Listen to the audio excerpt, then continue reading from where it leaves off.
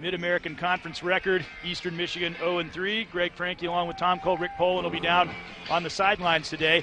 And one important note prior to this game, though, in a late game decision, Anton Samuel, Bowling Green's outstanding rusher, the 18th all-time just as a sophomore, he sustained an injury in the University of Massachusetts game, and he is not going to play today. John Pettigrew is starting in his place. So we'll see if the Falcons can continue their excellence rushing the football without Samuel in the lineup. Well, we've seen Pettigrew run the football, Greg, and he's a talented guy. And, we were talking off air. Football is nothing but injury and opportunity. So you have an injury, someone else gets an opportunity to prove they can be the go-to guy with the football. That's the essence of football. That's exactly what happened last year when Samuel missed a game against West Virginia and Jamel Martin came out and he clips the 100-yard mark. So we'll see what happens today. That ball rolls off the tee. Eastern won the toss and deferred. So they're kicking off to start the football game here.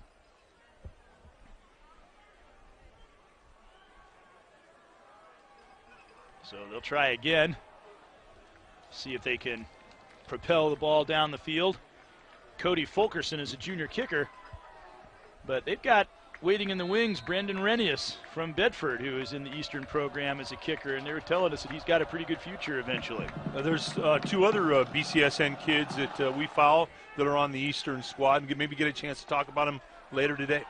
All right, the kickoff is fielded by Boo Boo Gates, and a great cutback. For a moment, it looked like he was going to go right up that alley and break off a big return, but they finally stopped him at the 23. Bowling Green starting with Matt Schultz at quarterback. And he hasn't been putting up the kind of gaudy numbers perhaps in past years, but it's only because he hasn't had to. The Falcons have been playing great rushing the football, and he's been a lot more efficient quarterback through the air as a result. Well, Greg, I can tell you that Matt will trade the numbers for the wins, and that's the kind of leader that he is. There's his numbers this year, still none too shabby. And he has a shot at becoming perhaps the most prolific passing quarterback in Falcon history before he's through. The late handoff, and there we go with John Pettigrew, who is in the ball game in place of Samuel and one of the great athletes on this squad. We knew that all along. Let's take a look at the Bowling Green offensive starters in this game, and their offensive line is rounding into shape. Dominic Llewellyn was midseason All-Mid-American Conference, kind of leading that group, and nobody really stands out from the receiving standpoint, but everyone has been very consistent. We mentioned Pettigrew playing in place of Samuel there. 2nd down and 8 after that 2-yard gain on 1st down. And once again, they go to Pettigrew, and this time he finds a hole and gets close to the 1st down yardage. And let's take a look now at the Eastern Michigan Eagle starting defensive unit. And Kalanji Kashama and Andy Malumba, they're the guys that provide most of the pressure on the quarterback. Brian Pally actually is injured also. That's a late change for them. And Hunter Matt taking his place. And there is their defensive backfield. And actually they are last in the Mid-American Conference in defense. So if you believe in the axiom that defense wins, the Falcons would certainly seem to have a real statistical advantage in this game with the #1 defense in the league. Hand off on the 1st and 10. That time Eastern closes it down quickly. Little or no gain on the play. I love the plays. Actually, the first 3 plays were somewhat in design the same play. The first one was the old sneaky draw that the Cincinnati Bengals used to run. The last 2 were zone stretches on the inside zone with Pettigrew, and he got his shoulder square and he got north-south. That's what you want to see from him. Shoulder square once he makes the read at the zone hole and get upfield. Saw Pettigrew's numbers. It's the most he's carried the football in his career, but a prolific high school running back, one of the leading ground gainers in the state of Ohio's history. That ball is knocked down as the Eastern Michigan defensive back Marcel Rose didn't miss an interception and a long return by very much. It'll go to 3rd down and long. Well, that one's on the Bowling Green receiver. You got to get your head turned around. Schultz threw the ball out on time. It was there. Get your head turned around. That's the responsibility of the receiver.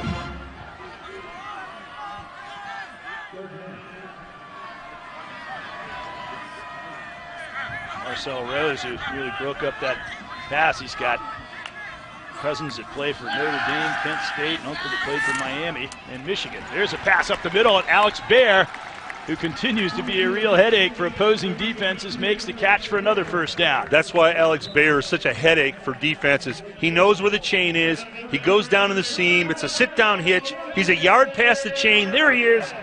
Finds an open window, Greg, where the quarterback can see him and he can deliver the football. Use that tight end. Get those gas plays in the middle. That's what kills a defense, are gas plays up the middle. He's on the John Mackey Award watch list for the nation's top tight end, as is the Eastern Michigan tight end, Garrett Hoskins. So match up of good tight ends. Here's Jordan Hopgood with an option pass, wide open, caught by Sean Joplin. And he strides into the end zone, and the Falcons burn Eastern on a bit of a trick play, and Jordan Hopgood passes for a touchdown. Well, it was great execution, Greg. You know, Eastern didn't pick it up. They threw the ball backwards. Somebody on Eastern need to recognize this. Watch this. They throw it backwards to Hopgood. Now he can throw the ball. He gets set, and he delivers a strike to Sean Joplin, who ran by the defense. So the Falcons with a quick strike. You know, we talk so much about their running game. Eastern was defending the run pretty well, but the Falcons killed them through the air on that drive. And the point after attempt is up and good. The Falcons lead 7-0. Let's take a break. We'll be right back.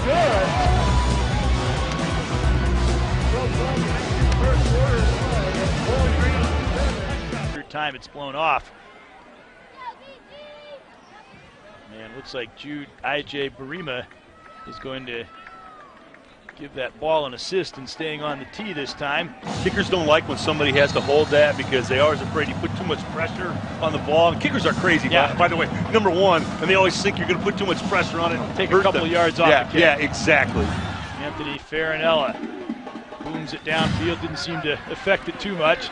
On the 5, and got a lot of speedsters on this Eastern team.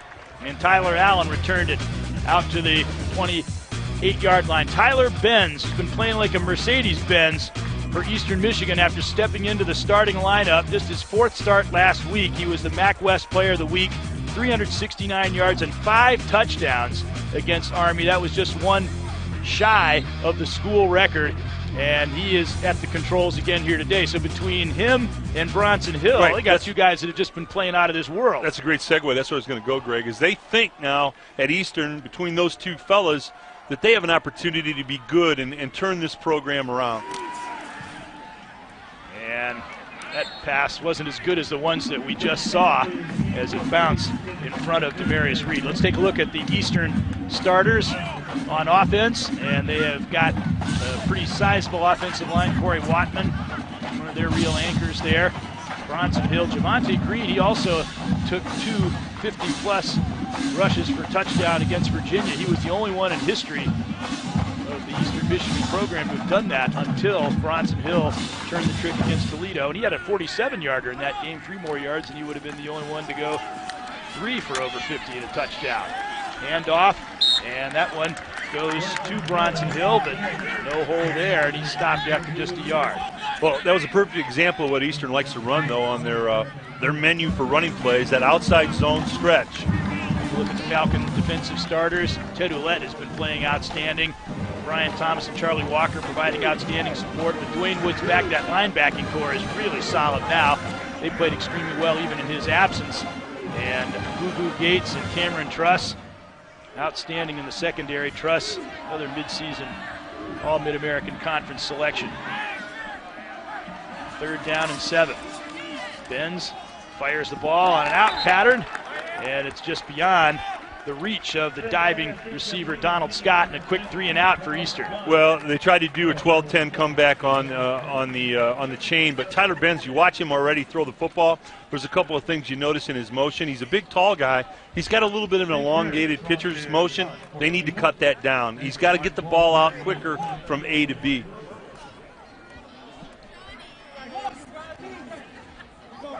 Benz had 5 touchdowns in the last game against Army, 4 touchdown passes in the first half. That was also just one shy of the school record. Punt, best punter in the MAC in Jay Karutz, and he gets it to the 25-yard line, fielded by Ryan Burbrink, who's been a very good returner, and he got stuck there on a big hit by Matt Boyd. Take a look here at the scoring play once again with a Hopgood pass to Sean Joplin. Well, it's one of the oldest plays in football. It's a double pass, and Hopgood got, I give him credit, Hopgood got waxed. Watch this. He catches this. Now watch Hopgood. Boom! And he still stood his ground and delivered the football. Great camera shot. He knew he had a touchdown. Let's take a break. Falcons leading 7-0. Programs. Brings a winning mentality to the school. That incomplete pass on first down by Schultz. Well, the guy sitting in the stands jamming a hot dog into his mouth said, who's Schultz throwing to there? Well, he did the smart thing. They read screen. They covered up the screen man. There was nobody to throw it to. All he's got are the big, fat, sweaty guys in the middle, and he hit one of them in the back of the leg.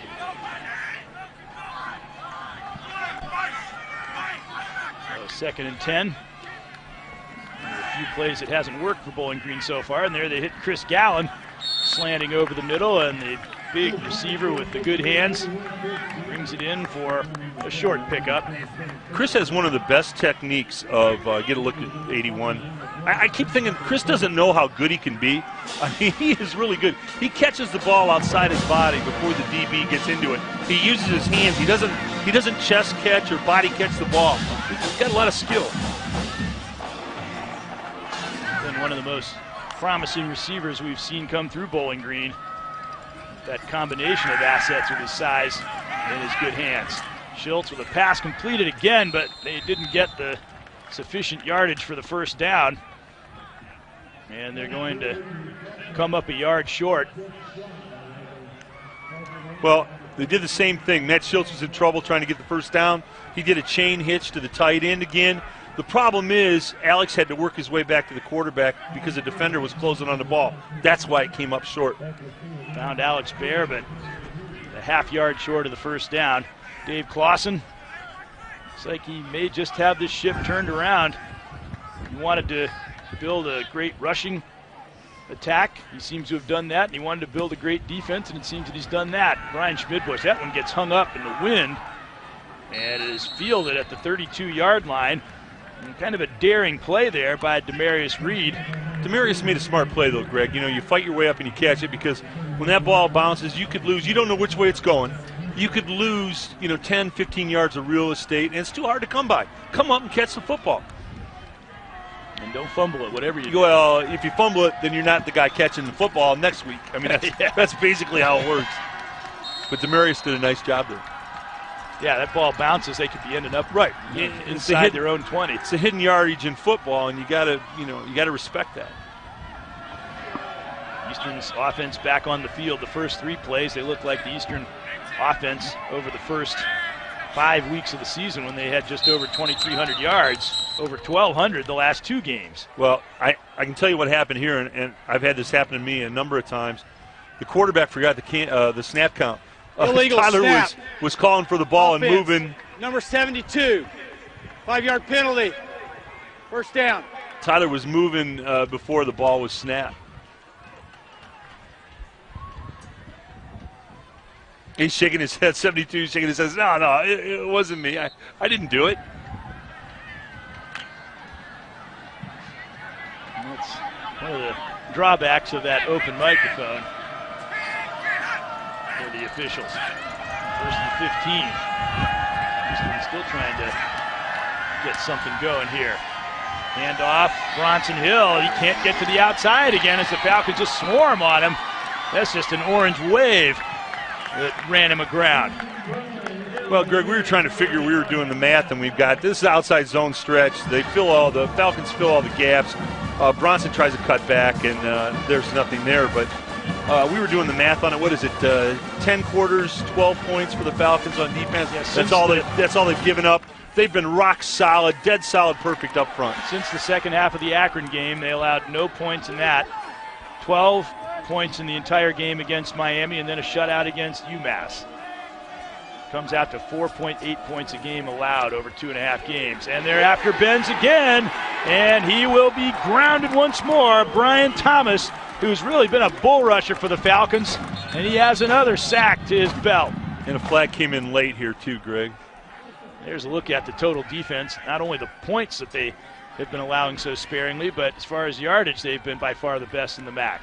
Personal foul, face mask, defense, 15-yard penalty, automatic first down. Yep, so take that notch off Brian Thomas's belt due to that face masking call. You know what? No coach, head coach, likes a penalty, but Coach Clausen will go with this one. They're sacking the quarterback. They're being aggressive. It wasn't an intentional grab. No matter what was called, it wasn't intentional, a hook on the face mask. You're just going after the quarterback and got his hands up in there. That's being aggressive.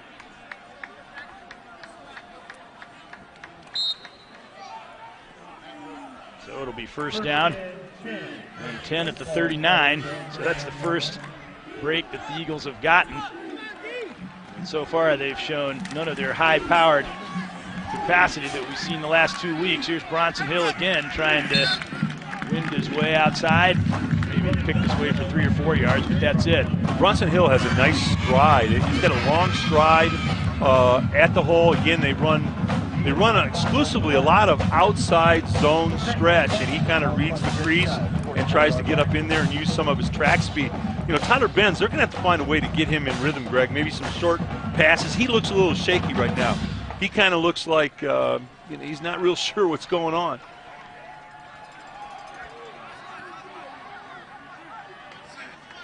Benz from Park Ridge, Illinois. Back to throw.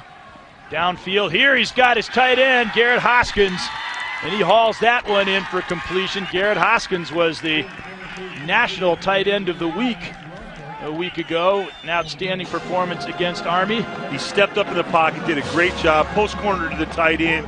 That's a good way to get him in rhythm. You see the post corner, tight end ran a great route.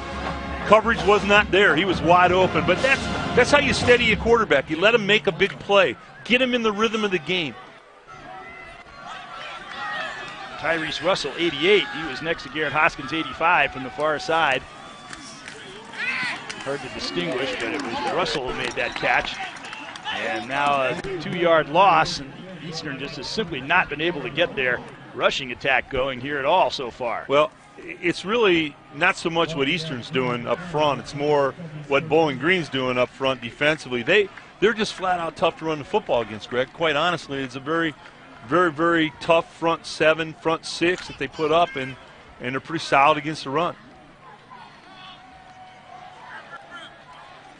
2nd and 13. Eastern, they've been trying to run to set up the pass, but hasn't been working for them so far. Benz fires one out, completed. Once again to Demarius Reed, a short gain. It'll be another 3rd and long situation coming up here. You know, that's just a quick hitch, and that's a good stationary A to B throw, and to get Tyler again even in more rhythm. Nice call by Eastern. You know, Bowling Green has an interesting defensive philosophy, Greg. Their front people and linebackers put all kinds of pressure on you, and the DBs play off coverage for the most part, let the short passes come in front and then come up and tackle you hard and punish you. So in front it's pressure. Defensively they play off and come up and hit you. So it's an interesting combination that they use. 3rd down and 6.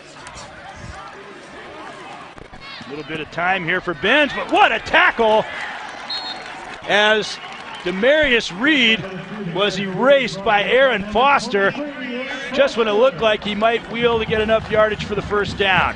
Well, they had a little dig pattern underneath, and it was actually a great call. They had what they wanted. Watch the back coming underneath on a dig route. There he is.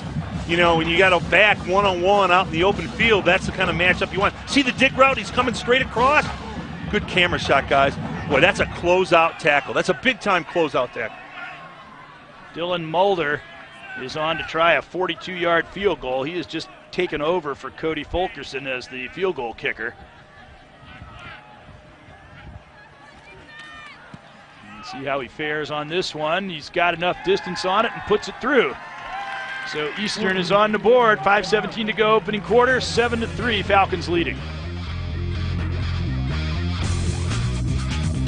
It's also part of our Supply Chain Management Association for the students, and we have a supply chain management program which has been ranked in the top 20 over the past years.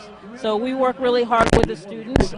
Every year we compete in case competitions, take them on field trips to company plant tours, and do a lot of community service and fundraising activities This helps to get the students recognition. It helps to develop their leadership skills. That's one of the reasons why they've been a winner of this award for the past 7 years.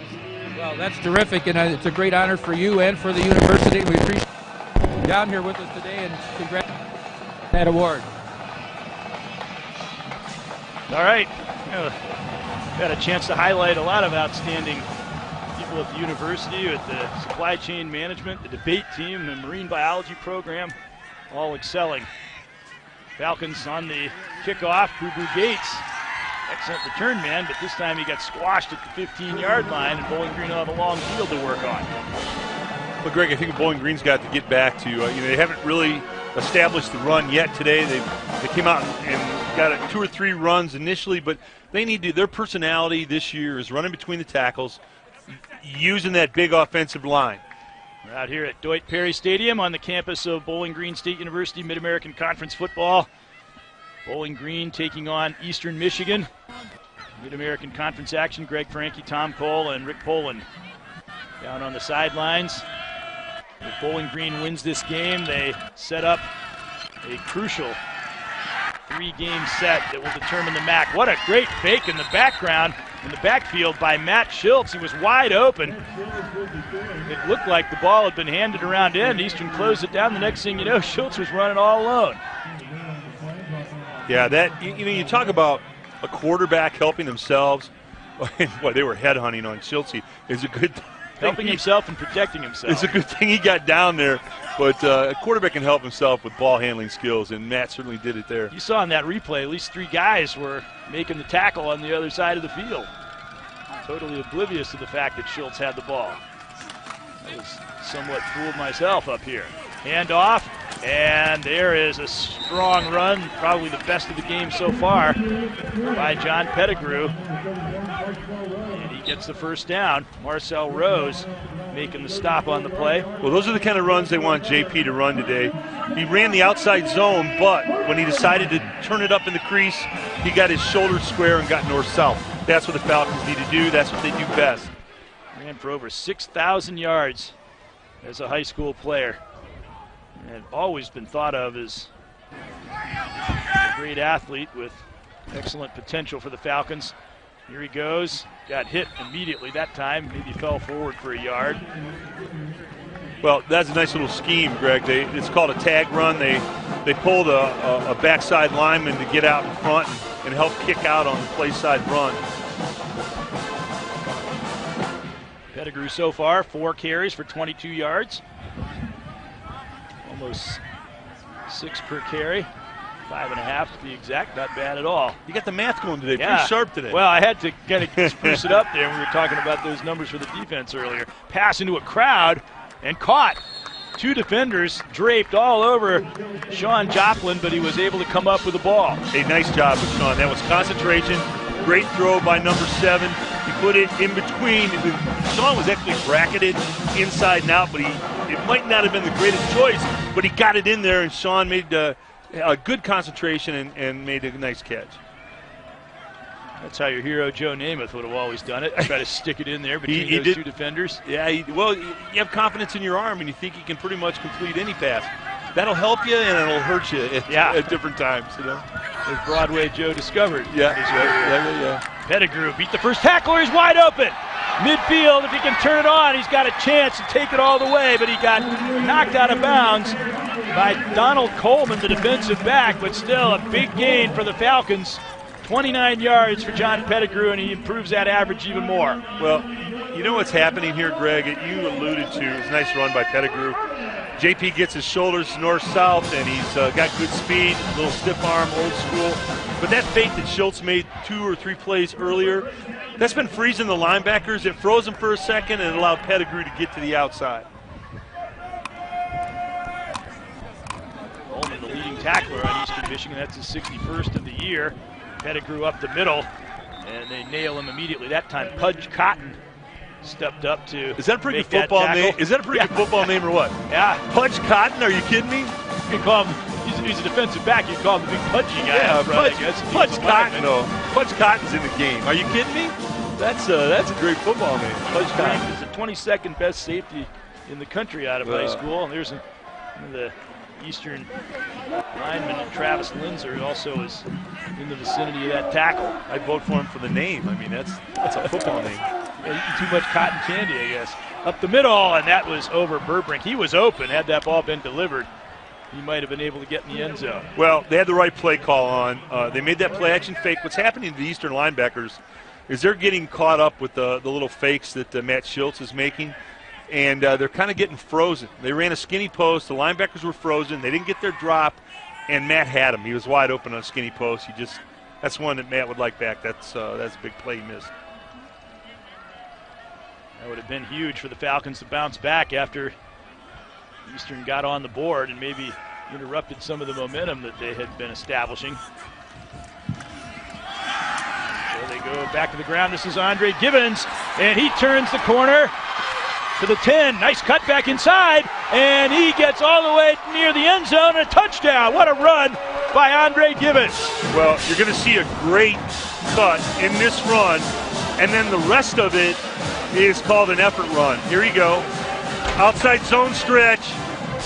There's a cut to the outside. Now here comes the effort run right here. One tackler, two tacklers. Drag him into the end zone. Stretch over the pylon. Great cut, good effort run. Get another look, camera angle here. Boom, take him on. Hit twice, and going to drag this guy into the end zone. Great play. Great cut, followed by great effort. Falcons lead 14-3 with the conversion. We'll be right back.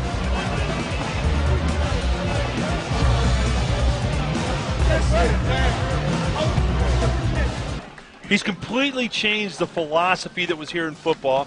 They've gone from finesse to being physical on the offensive line, being physical on defense. He's reined his quarterback in, who's now throwing it 25 times a game and being very effective. They stop the run. They can run the football. They're really playing championship caliber football in the MAC. And it's kind of swimming upstream in the MAC, which has begun to be known as a really wide open offensive conference. But here come the Falcons playing traditional football and having great success. Well, Greg, no matter how much football has changed with the spread, two things will always be true. You must be able to stop the run somewhere, and you must be able to run the ball somewhere. And the Falcons can do both this year. Had a 29-yard run by Pettigrew, followed by a 27-yarder for the touchdown to Gibbons on that last rush. That ball is lost for a moment and then falling to the turf. Tyler Allen before he could move upfield. And again, Eastern is in unenviable field position. Well, Eastern had a nice drive earlier. They came up short. They were able to get 3 on the board, not 7 with what they needed, but it was a decent drive. Look for them to go back to doing those same kind of things. They believe this Tyler Pence at quarterback is going to be the guy of the future. That he's a big, strong kid. He can throw the ball downfield. He's going to be with them for another couple of years. And Ben's just taken over from Alex Gillette, who is really their main quarterback for a long time. There's a pass downfield, and that is caught by Tyrese Russell. That's the second good catch that he's made of a long downfield pass. Not only is that the second one, Greg, it's the exact same play. The quarterback is looking for the tight end. They're looking at the coverage, and the tight end is releasing and run a post corner. Post corner is you start to run through the goalposts, you plant your inside foot, turn shoulder outside, and he's been wide open twice. The Falcons aren't picking up the post corner, and that's the coverage of the safety. Safety's not picking him up. 1st and 10 in the final minute of the half, and once again, Benz has no time to do anything as Gabe Martin ran him over, and the pass falls harmlessly incomplete. We started to mention about Alex Gillette, who was the starting quarterback at Eastern, and a very highly decorated one. He was last year's most valuable player on offense for Eastern Michigan. He entered this year number 4 in Eastern Michigan history in total offensive yards, 6th in passing yards, and was a guy that they really thought was firmly ensconced in their quarterback role, but they didn't like the way their offense was going in the early weeks. They'd been turning it over too much and not performing very effectively, so they made a change, and so far anyway, Benz has answered the call. You know, all that is, Greg, when they talk about some of that they were giving us is coach speak. The bottom line is you can put up all kinds of numbers from the quarterback position. If you don't win after a while, the guys in your huddle and the guys in your sideline and the guys in your locker room are starting to say, hey, let's look at the other guy at quarterback. Quarterback's a position where you got to get W's, and if you don't, you know, even your mom doesn't want to come to the ball game, you know? It's not the kid's fault, but they haven't won, so they're looking at somebody else. Did you ever pick up any grumblings that they wanted to get the other quarterback in there when you were playing? They used to tell me the wrong time that the bus was leaving, so they were hoping that I'd miss the bus and I wouldn't be there. 14-3, Falcons at the end of the first quarter. We'll be right back to the Doy.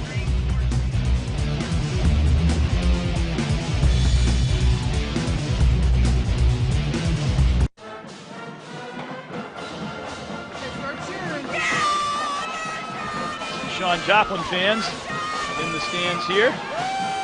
Sean, big BCSN star on our network and outstanding young man. His dad was a great coach at UT and a great analyst for us on BCSN. Sean's already caught one big touchdown pass today. Got the Falcons off to a quick lead. He's caught 2 for 58 yards. 3rd and 8 for Eastern as we begin the second quarter. Falcons showing pressure. Benz firing it downfield. Nicely delivered there. Even though good coverage was provided, Donald Scott has managed to grab the ball despite Devin McCoy being all over him. Well, you just saw a little clip of why they like Tyler Benz. This is about a 17-yard out on the other side of the hash mark, so he's throwing that ball 27 yards across the field. 27 yards on a rope. That's why they like this guy. Those are throws that a lot of guys can't make. Donald Scott won the triple jump in the Mid-American Conference, first team All-MAC, 23rd in the nation in that event, and had all kinds of international experience in track and field. That ball not nearly as well thrown as the last one, and picked off by Gabe Martin. The ball hit him right in the numbers. Well, you know, that's when you play a young guy at the quarterback position, you know, they make reads. He looked down the middle first. He went late to the outside. Normally late to the outside is not good, Greg. The first read was in the middle. He chose not to go to the middle. It actually looked like the Bowling Green defender was in the route. You just can't throw late to the sideline. So Gabe Martin with that interception, and he's kind of the linebacker that has really solidified that group with Dwayne Woods and Paul Swan. And Bowling Green has an outstanding core of linebackers. It's no small part of the defense's success this year. Hand off up the middle and pick up 4 yards on first down. Gabe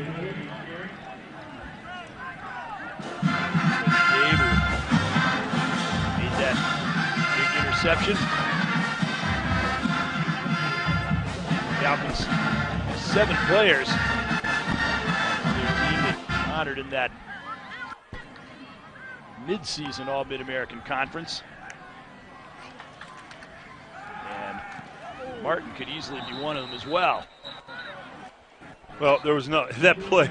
They were trying to run a little half inside bubble screen, and Eastern Michigan got pressure on big number 7, Matt Schultz, for Bowling Green. He had nothing to do but try and throw it sidearm and get it under the defender, and he really had no chance on that play. It'll be 3rd down and 7. There's Jerron Stokes, Michigan transfer. That big touchdown in the Miami game that really broke that open. Maybe the big play of the game, that and Boo Boo Gates' interception return for a touchdown, and Miami was showing signs of coming back, and that ball is thrown rather dangerously into traffic and ends up a simple incompletion. So the Falcons have been hot and cold on offense. Well, you see Matt shaking his head there. He's going, wait a minute. I know I shouldn't have thrown that ball. You know, we're up 14-3. We're in control of this ball game. I don't need a big turnover here. Just let our defense play ball. We'll get another opportunity. You know, don't force the ball when you don't have to. Ryan Schmidbush has the win with him this time. The win held up his first punt, averaging 42 yards a punt. They came after him and almost blocked it. That's more of a typical Schmidbush punt. A tough catch there, similar to what we saw Demarius Reed do the last time. And great punt by Schmidbush. We'll be right back. Falcons leading 14-3.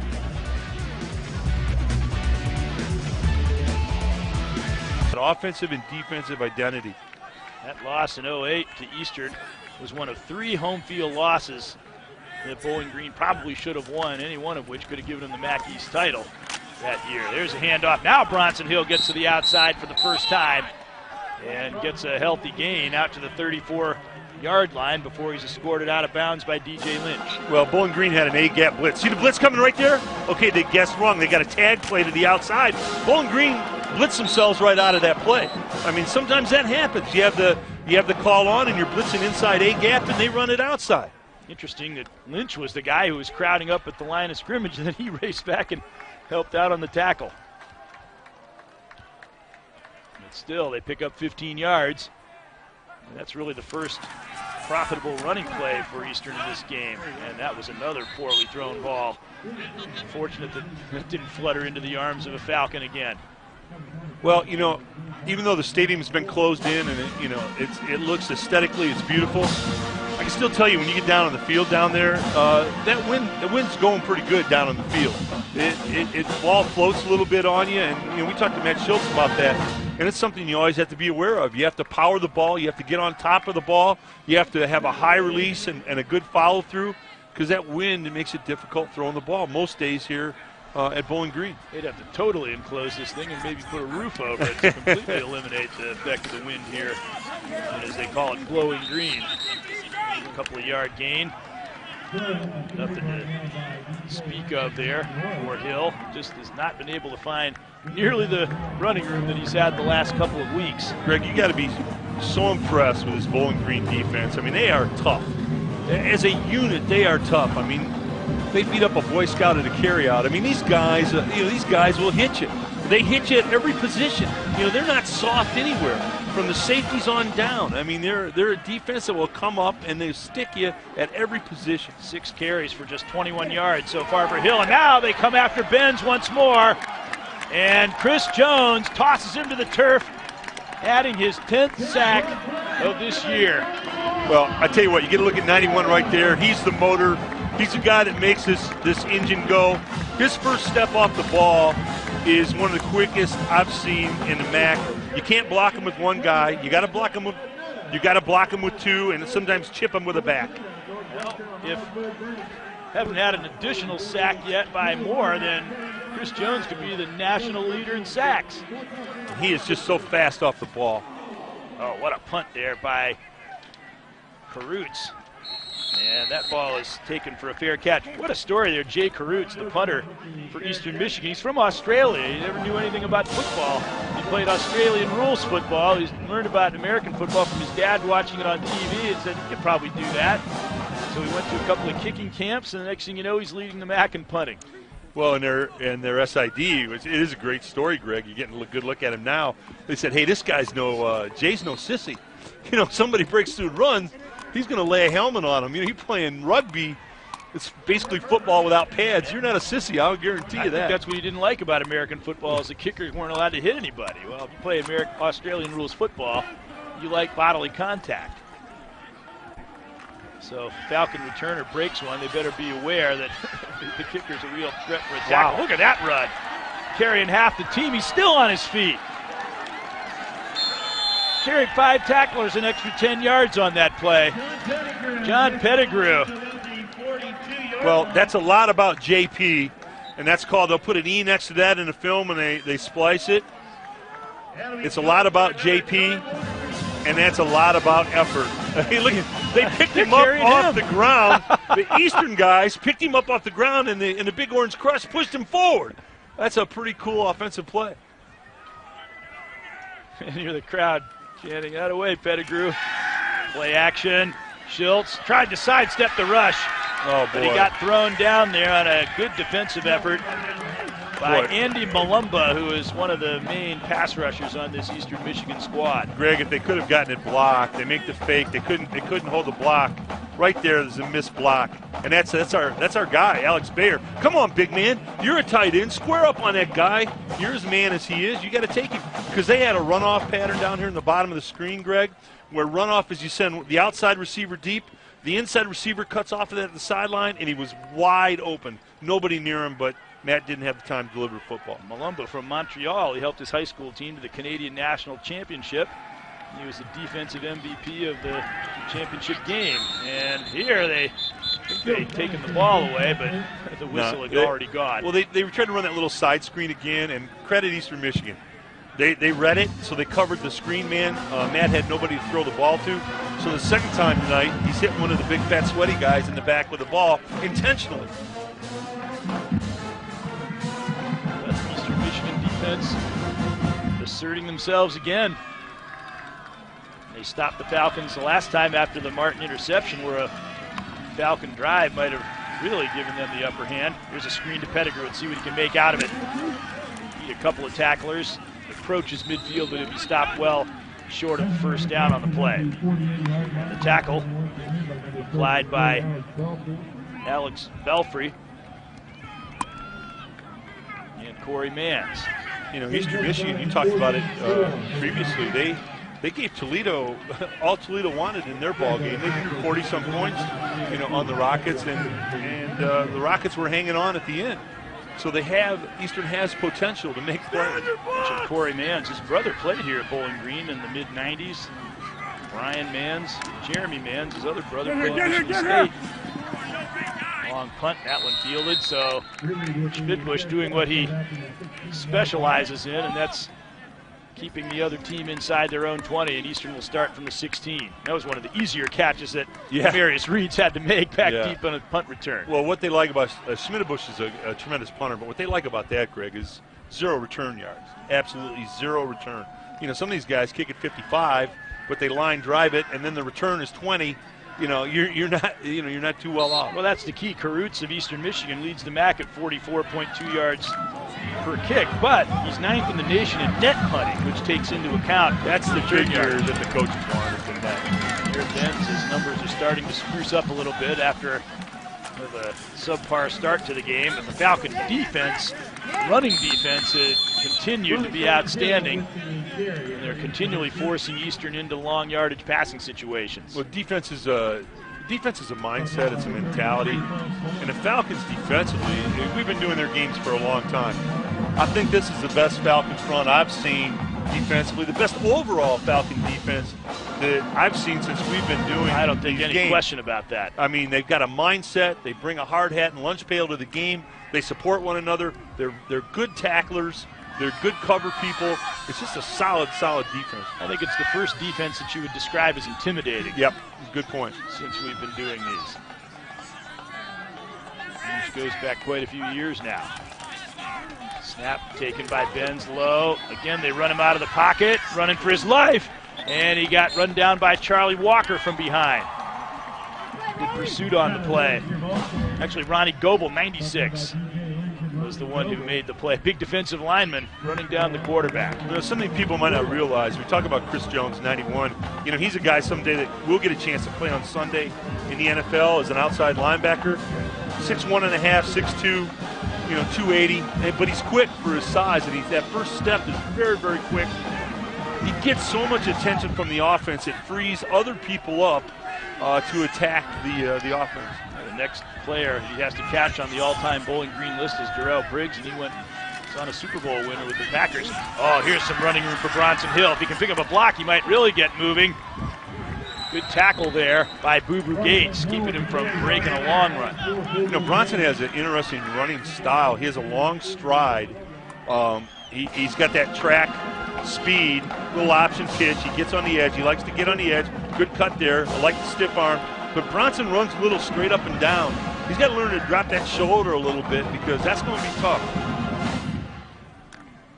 After he lit up the Rockets that night in that 52-47 basketball score, which the Rockets have had a lot of the last couple of years, I don't think many people felt that Toledo might have that much success against Cincinnati the next week, but they shut him down. Here is Benz. He avoided the pressure. Had a man open downfield, but I think he was just a little bit off his timing because he'd had to do a dance to avoid the rush. Well, Tyler's not different than many young quarterbacks. He's got a big arm. If he can get his feet set and gets good protection in front with a window, he can deliver the football vis-a-vis the two post corners he threw to the tight end. But when he moves out of the pocket and he's not doesn't get his body gathered together, he's bounced 2 or 3 into the turf that were completions he could have hit. He certainly has a lot of potential. They knew that when they brought him in, but you're seeing some inexperience, which stands to reason given it's only his 5th collegiate start. Delayed handoff. Bronson Hill turning on the power, but he ran right into Rylan Ward. Stopped several yards short of the first down. Let's go down to the sidelines to Rick Poland. Hey guys, playing a little bit of catch up here. We had some technical difficulties, but in listening in on a couple of the huddles on the offense and the defense, defensively, they want to get a little more activity out of linebackers, and they want to put more pressure on the quarterback, and I think we saw that in that last series. Also on the offensive side, Coach Bill Durkin, the offensive line coach, was extorting his line, saying, hey, you guys got him on a roll. Let's try and start wearing them down a little bit. So let's see if Bowling Green can come up with that in this next offensive series. 3rd and 3. Ben's trying to set up the screen, but nothing developing downfield, and he got buried. Well, that metronome had expired. That's exactly what I was going to say, Greg. And Tyler will learn this. When a quarterback is in the pocket, he does a good job of getting away from the pressure. It's going 1,001, 1,002. You got to either throw it away or get down. Here you go again. Throw it away now. It's too late. And guess whose arms he ended up in? Chris Jones again. So that's at least a sack and a half now today. You know, the Orange Crush up front, they are a wrecking crew. I mean, they come after you for 4 quarters.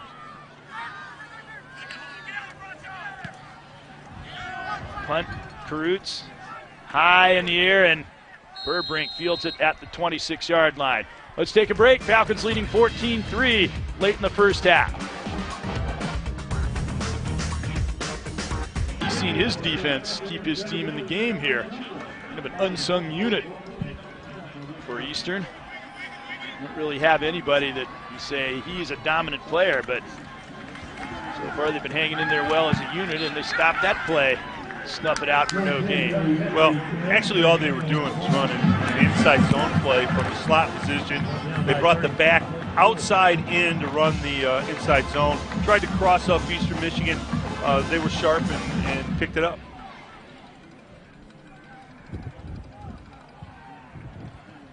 They have not allowed the Falcons to establish the total control of the line of scrimmage that we saw them do against Miami and in that second half against Akron, although a couple of really big plays have allowed the Falcons to still put up gaudy numbers.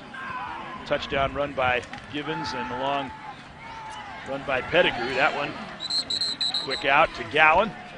Gathers it in for a 6-yard pickup. You know, Greg, I'd like to see you get a good look at number 81, Chris Gowan. I'd like to see him get a few more balls thrown to him. He just has such an ability. This is just a quick out. We isolated on Joplin there a bit, but Chris Gowan has real super skills. And Schultz threw the ball well ahead of the break. I mean, he had the ball in the air before the receiver cut to the sideline. He's a guy who could really turn out to be an exceptional receiver as he gains experience. And there, the ball, the defender, and the receiver arrived simultaneously, and it was broken up. Stripers are fantastic, and we've got one of the great referees of all time up in football referees in our box, Dick Nowak, and but boy, it looked like he was on his back awful early on that one. As a quarterback, I might have been asking about that. It looked like he had a rodeo ride there before the slant came in. You could maybe almost tell what was on Sean Joplin's mind there. Donald Coleman was all over him. He was into his back pretty early. Schmidt-Busch back to punt again. He's had a couple of very good ones of late, and he angles this one off. Reed fumbles it. Well, we've been waiting for that to happen all game long. He made a couple of acrobatic catches. This time he dropped it, and I.J. Bream is right there to recover.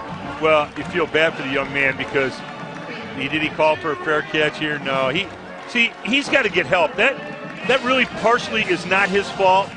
The back next to him that's coming in the picture, first of all, they should have a back closer to him, and that back should be telling him, he's looking up into the sun, you can't hear, the back should be telling him, fair catch it, fair catch it. Then he would have fair caught it and he'd been fine. He needs help back there. Jay Barima from Columbus, he was one who said, hey, we love playing this hard-hitting physical defense. You know, let the other teams hang their hat on offense. We just want to hit them. And they've been doing it very effectively. Reed made those circus catches on those punts earlier, then the one hit right at him, he lost. Schultz fires it downfield and almost picked off there by number 27, Kirkland Bryant, who cut in front of Chris Gallen. Well, I get what Matt was trying to do there. He was trying to make a play right at the end, but Matt got away with one there. He might have been just better served to just toss it away. Again, when you have this outstanding defense, you don't have to take those risks. Just take the plays that are there. When they're not there, let it go. And Matt's been very good at protecting the football.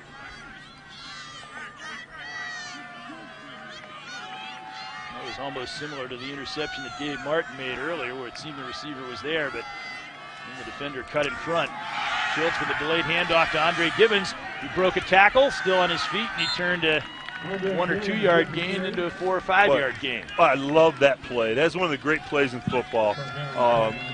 Bill Walsh, Sam Weish, they developed this play when they were working with Paul Brown and the Bengals, and it's very cool. You show pass all the way. It's pass, pass, pass, and then that sneaky peekaboo draw. And usually the linebackers run into pass coverage, and then you give it on the draw. It's a great Paul Brown, Bill Walsh, Sam Weish play. Pretty cool. There's Bowling Green's red zone offense. I saw Sam Weish play quarterback for the Bengals. He's a good quarterback. He really could do some things. He had a good arm. Eastern also has a very good offense inside the red zone. And that play blows up as Schultz had to keep it himself and was cut down. And Andy Malumba was in there disrupting things. See, Bowling Green, they 62.5% conversion rate in the red zone. Eastern's at 88%. Scores inside the 20 and 63% touchdowns, but they haven't been there yet in this game, really. And Bowling Green will try a field goal, and this has been one of their Achilles' heels this year. Steven Stein will try from 38 yards. The kick is up and no good. So the Falcons continue their woes. They're now 4 for 10 on the season in field goals, and the score remains 14-3. Well, Steven hit it pretty good. I mean, he hit it with authority. He just hooked it a little bit. Let's take a break. We'll be right back. Matchup 2 weeks from now. Toledo, of course. Would that be something? A Bowling Green Toledo MAC championship game, although Northern Illinois is still right in there. But if they start playing teams like that, they're going to be games decided by a field goal. Absolutely. Well, Steven, he kicked it with authority. I like that. He got up, he kicked it. It's just a little hook to it. You can work with that. The ones you can't work with is the guy that comes up and doesn't hit it with authority. He'll get it. He'll get there. In a win today, if the Falcons can get it, they become bowl eligible, Greg. And in today's nomenclature in football, you get 6 wins. If you get 6, you're going to a bowl game someplace.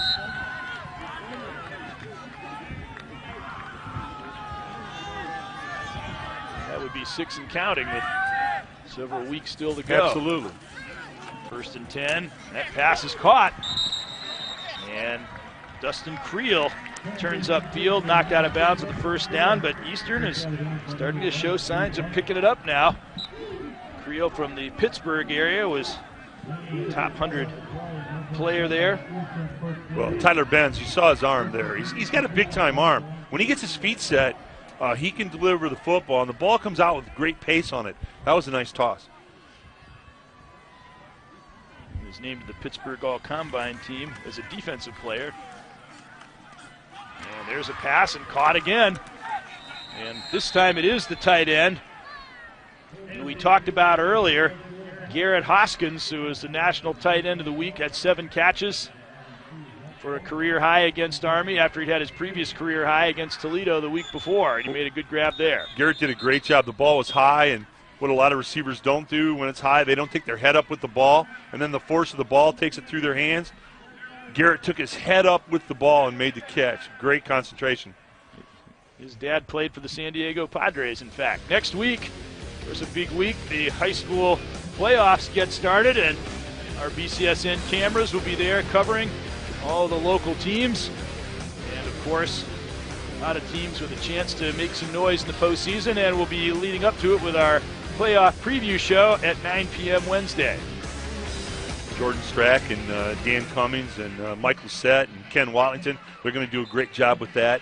It's always a very And good you'll show. do your share. Well, no, I'm in being a parking lot, parking Strack's car, basically. That's what, as they told me my job was, get his car parked don't right. ding it. No, just get it parked right and watch it. So that's kind of what I'm planning on doing. Could hire Bowers and Hemke to help you watch, and you have a pretty good, good crew of entourage there. Big Sam and Cal could get it done. 2nd and 2, handoff. And Bronson Hill broke a tackle. Got close to the first down yardage as a result. Good effort on his part. You know, Greg, was so interesting about watching football is you look at this club, you know, they don't have many wins, obviously, but they're not that far off from being a competitive club. You know, it's 4 or 5 mistakes that they make in a ball game that if you don't make, you know, they suddenly become a winning ball club. And if Tyler Benz can step in and be that consistent quarterback for them, obviously Bronson Hill is a talented running back. You know, they've got some players, and they're building a program. They're recruiting from our BCSN network area, and they've got some good players. You see Dwayne Woods just came back from an injury. He missed the Miami game with a back injury before he reemerged last week against UMass to be the MAC East Player of the Week, a 48-yard interception return. Now he's somewhat hobbled again. One of the big things there was when Coach Clausen said before, if we lost Dwayne Woods, we'd have kind of fallen apart. This year, we just move some parts around and continue to perform. That really shows the progress of the team. Pass downfield, Benz, and he went for a well-covered receiver in Dustin Creel, and not even close to a completion. Well, that's an example in the film room. You look at the Tyler Benz again. He's hard to miss. Big, strong guy out there, number 12. They ran a post corner again. That looks like to be one of his favorite routes. He throws it pretty well. But that time they had bracket coverage on the post corner. They had him inside and outside. So he needed to go someplace else. And that's just with maturity and repetitions. Yeah, we've seen a few instances, particularly the interception, where maybe he's had a preconceived notion of what he's going to do. That's exactly what happens, Chris. Throwing once again, a well-covered receiver. And Hoskins was all wrapped up by Boo Boo Gates. I love the Stripers. We got, you know, one of the great refs up in the box, and he's liking it. The Stripers are letting him play. It looked like Boo Boo was kind of riding him early on the back there. I don't know. The refs are there letting him play in the pass coverage. That sets up a 3rd and 10.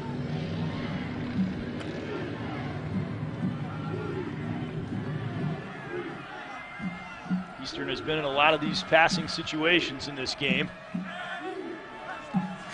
And they've got to come up with something here to keep this drive going. Benz is going to tuck the football under and run, but that's not going to net him very much. And he's surrounded and down just shy of midfield. DJ Lynch leading the charge for the Falcons. And once again, pressure on the quarterback. Well, it's been the mantra of the Bowling Green defense all year long. I mean, they're aggressive against the run, and they beat up the quarterback. I tell you what, Greg, that's a pretty good formula for winning football games. You shut down the other team's run, and you make the opposing quarterback looking out through the ear hole of his helmet most of the ball game. You're going to win a lot of those football games. Quarterbacks, I don't know if you know this or not, Greg, they don't like to be hit. I mean, I don't care. You name me anybody that you think's a tough quarterback, and I'm telling you, you knock him on his keister a few times, and he's not the same guy. They don't like to be hit. They like to go out there and get their protection and kind of throw the ball around, wave to the gals in the stands and, drink a Pepsi and eat a hot dog on the bench, and everything's good. You start knocking them down, and they get upset. Yeah, it's not so much fun to play that position. Not when you're getting knocked down, it isn't. Here's Karutz again, angling it for the sidelines, and it does bound out of bounds at the 17. And what's the stat on him, Greg, again? 0 net return. That's what you're looking for. And do you see guys kicking the ball out of bounds effectively anymore today? Give him credit. I mean, that's a lost art. I think they ought to give the punting title to the one who wins the zero net yard. I agree with as you. Opposed to just the distance. I agree with you on that. Or maybe some kind of unless he's kicking straight up in the air. Yeah. Other than that.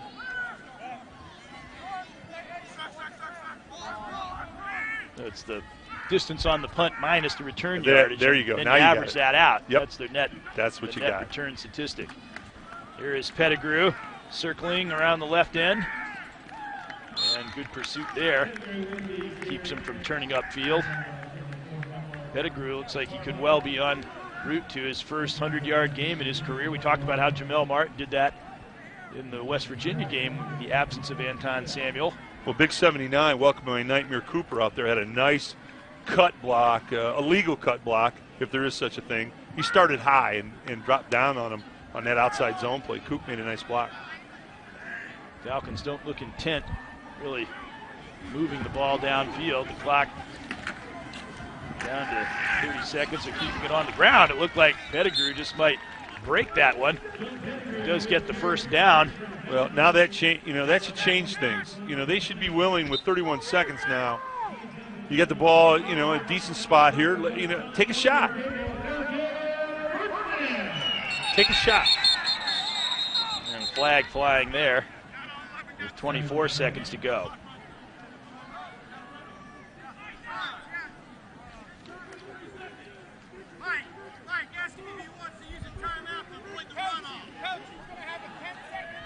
And we'll pick up the call here.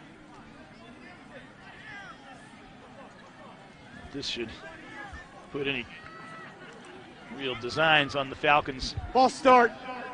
Offense, number 81. By rule, this penalty includes a 10-second runoff. Please set the game clock to 13 seconds. Now that might get what you want to accomplish now, Greg. That might be the victory formation and now they're just going to run the timeout and go to the locker room at halftime. So the Falcons, they hope they can do that. There you go. A couple of quarters they run that use play. that victory formation. Yeah. So 14-3 is the score at the half. I would say it was basically a positive half for the Falcons. Maybe not the consistent performance that you'd hope for, but they had a couple of outstanding drives. Coach Clausen and Matt Schultz in consultation as they're coming off the field. But the Falcon defense certainly did its job the way they have been. That looked like a Xerox corporate meeting there back and forth. A high-level discussion going on. It was. So as the Falcons and Eagles lead the field, let's go down to Rick Poland with Coach Dave Clausen. Hey, thanks, Greg. Down here with Coach Clausen. Coach, first half, 3 points. The defense looks pretty good. Defense looks good. We're giving up some chunks of yards, but we're holding them out of the end zone. And offensively, we got to finish drives. Yeah, 14 quick points, and then what happened? Well, we had the wind, and we didn't execute well. We didn't finish drives. We got off schedule, and right now we're not throwing the ball very well. Okay, thanks. Good luck second half. Thank you. Okay, guys. All right, so they got to pick it up on offense. They still lead 14-3 over Eastern Michigan here at the half.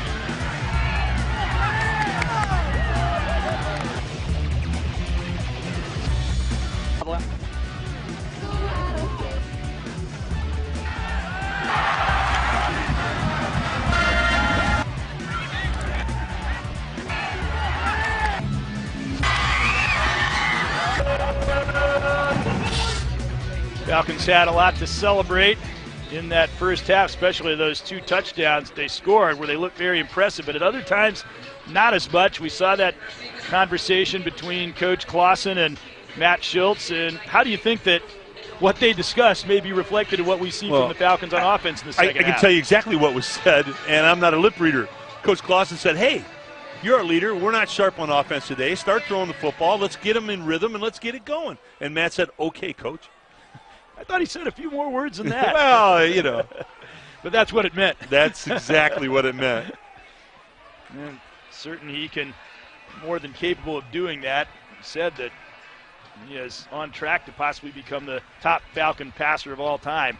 Let's go down to Rick Poland on the sidelines. Hey, guys, I'll tell you what, it's gotten a little bit nicer down here, believe it or not. It's starting the second half. The wind's died down just a little bit. About 13 miles an hour still coming out of the northeast, but the skies are clearing a little bit more, and periodically there's a real bright sun that's going to be shining down in that northeast part of the end zone. Players looking back into that sun might have a little trouble picking up the ball.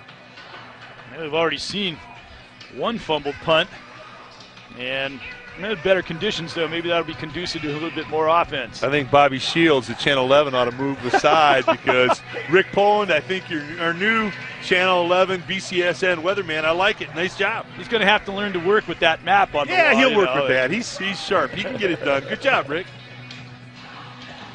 didn't tell us what % chance of rain. Yeah. So here we go, second half. Eastern won the toss and deferred, so they'll receive the second half kickoff from Anthony Farinella. Certainly one thing we know that Bowling Green needs to do is just continue to keep bringing it defensively the way they did. Well, what they'll do, Greg, is eventually they'll force mistakes. When you're a young club and you're trying to find your identity like Eastern, you tend to force the ball, you tend to panic a little bit, and you're going to make errors. And that's what the Falcon defense will do. They'll force errors. Farinella with the kick. Got a lot of leg into that one. It's fielded at the goal line. And out comes Tyler Allen looking for running room, and he managed to zoom out to the 33. And a pretty good return to get Eastern Michigan going.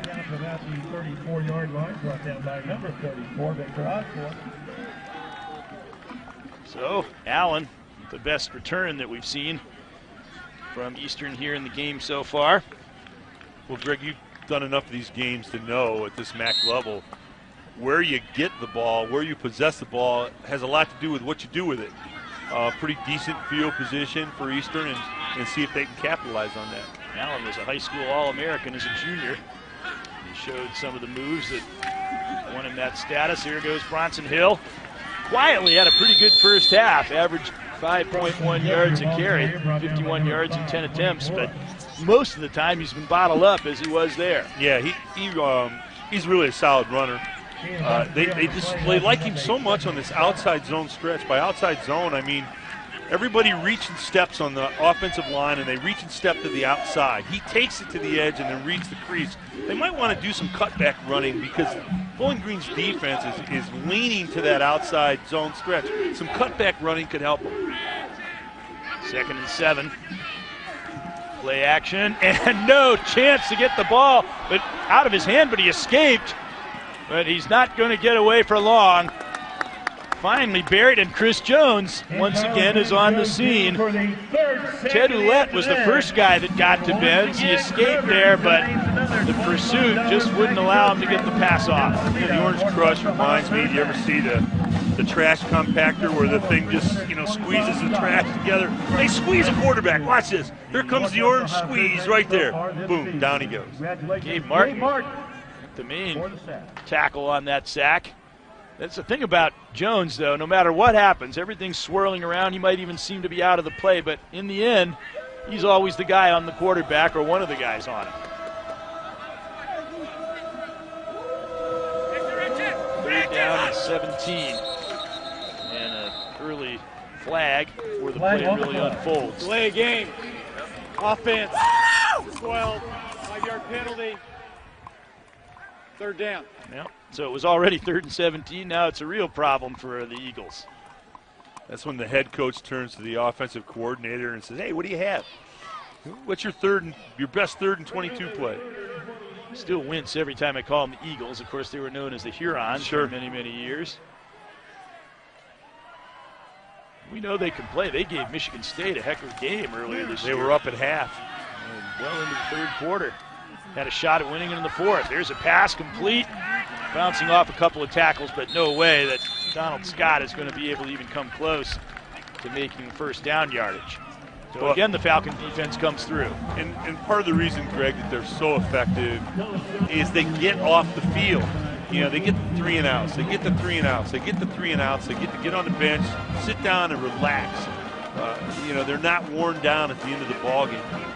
Coming into this game, again, starting from the second half of Akron, we said they'd only been giving up 4.8 points a game. They'd forced the other team to 3 and outs or turnovers in 21 out of 32 possessions and only gave up 1.2 yards in those 21 possessions. Did that ball hit a Bowling Green player?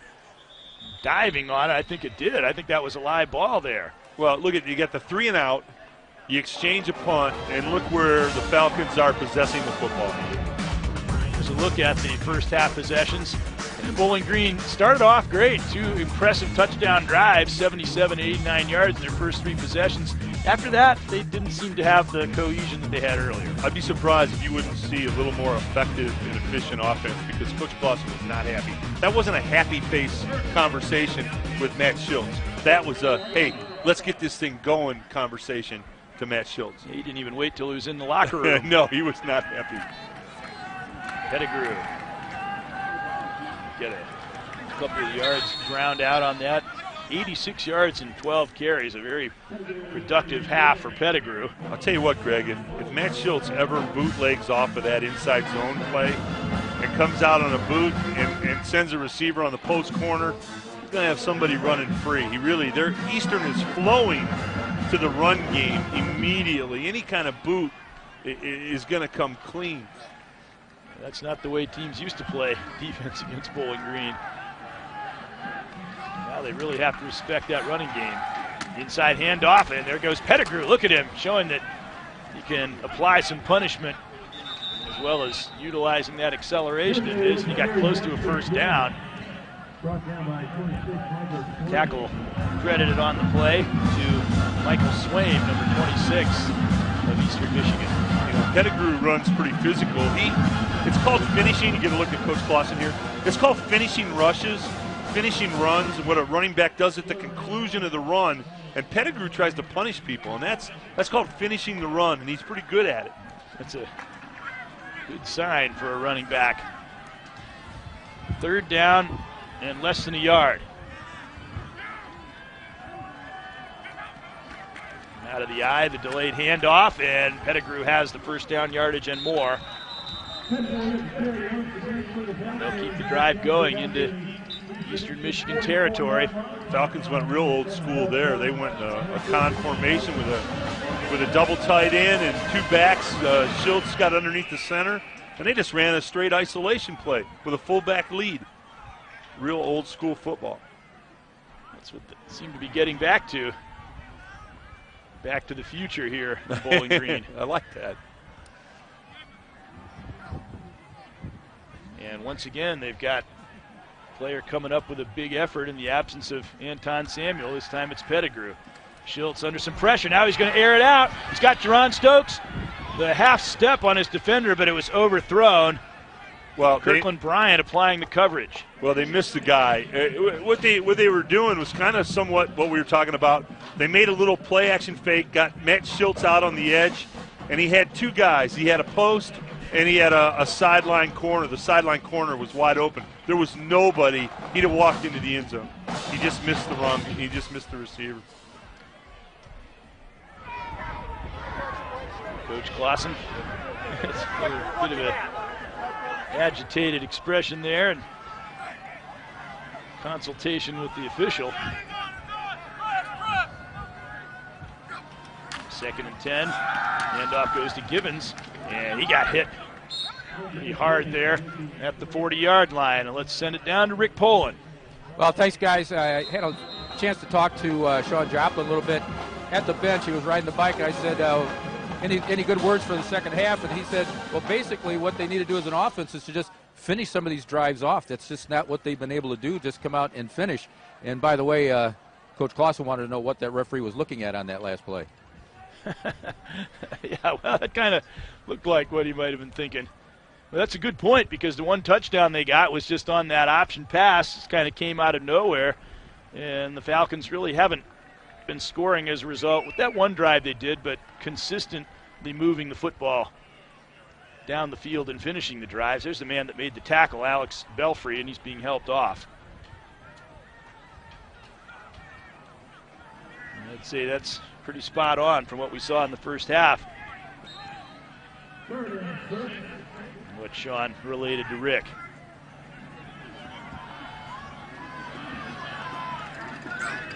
Third and 6. It was a big play for this offense that's trying to find itself here in this game. And well-directed throw to Alex Baer, who's open for the first down. That one worked as it was drawn up. Flag down, Greg. In the backfield. In the defensive backfield. Matt Schultz is shaking his head, so, you know. That's interference. Offense, number 9. 15-yard penalty. Repeat 3rd down. Yeah. That worked too well. Yep, Sean must have pushed off or picked somebody off. He might have picked somebody off. That tight end was was awful open, so maybe he picked him off. I'm not sure. You know, last week in the UMass game, the defense came through with shining colors in that 24-0 win, but the offense was maybe somewhat not performing at all cylinders. Well, Anton Samuel's out. I mean, let's get right to that point. I mean, he's your go-to running back. The subs for him today have done fine, but he's a game-breaking kind of guy. There's a pass into the flat to Pettigrew. Anton Samuel gets 20 carries, Greg. He's going to break two for big plays. I mean, he's a special back, so that hurts you a little bit. Yep. They've been a little out of rhythm here, but they got to find it. That's what good teams do. You know, they pick it up and find their rhythm. Come up well short of a first down. They're going to have to perform at peak capacity next week when they play Ohio. They're going to come up with a victory in Athens. Especially if Miami is able to hold on in that game, they'll be really ornery. Schmidbush was under a rush. That might even have been partially blocked. But it's taking a very fortunate Bowling Green roll, and it just keeps right on going and down on the 15. So that turns out to be a 38-yard punt with no return. Timeout. Let's take a break. Falcons up 14.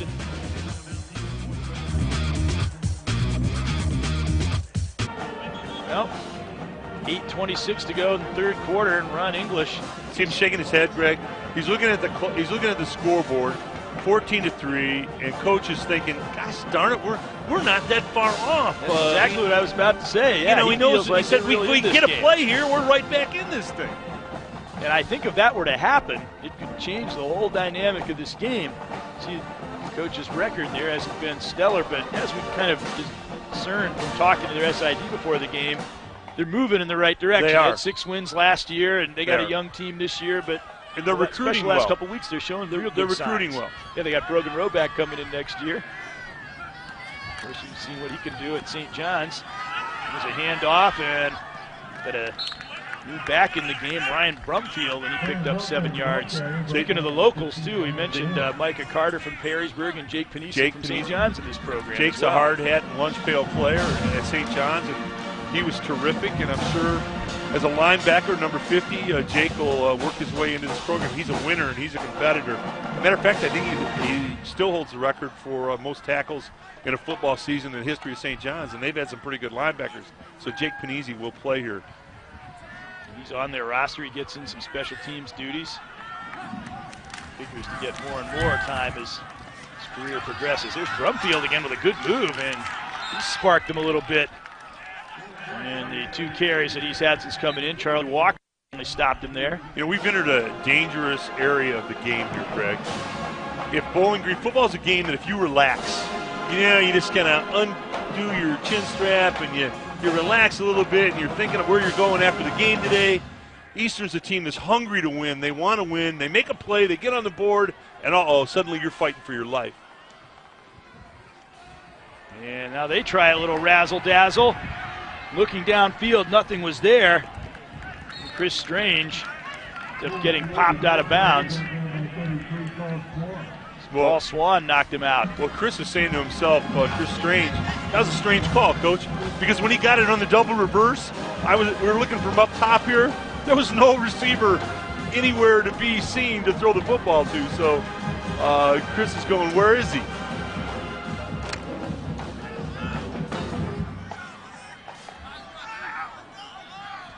Second down and 7.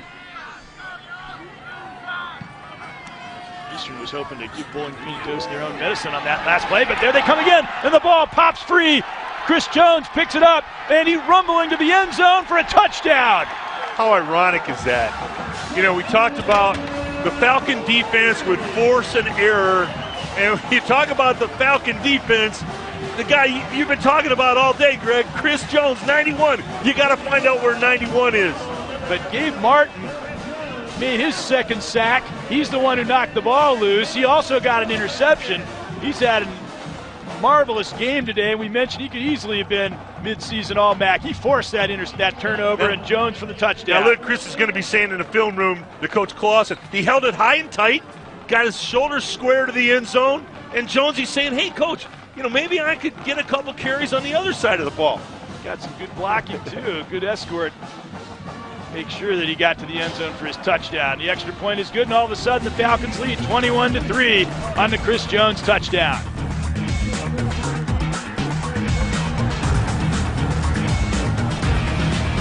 Let him close out tackle right there. This is old school style football. I love it. Hard hat and lunch pail, causing mistakes.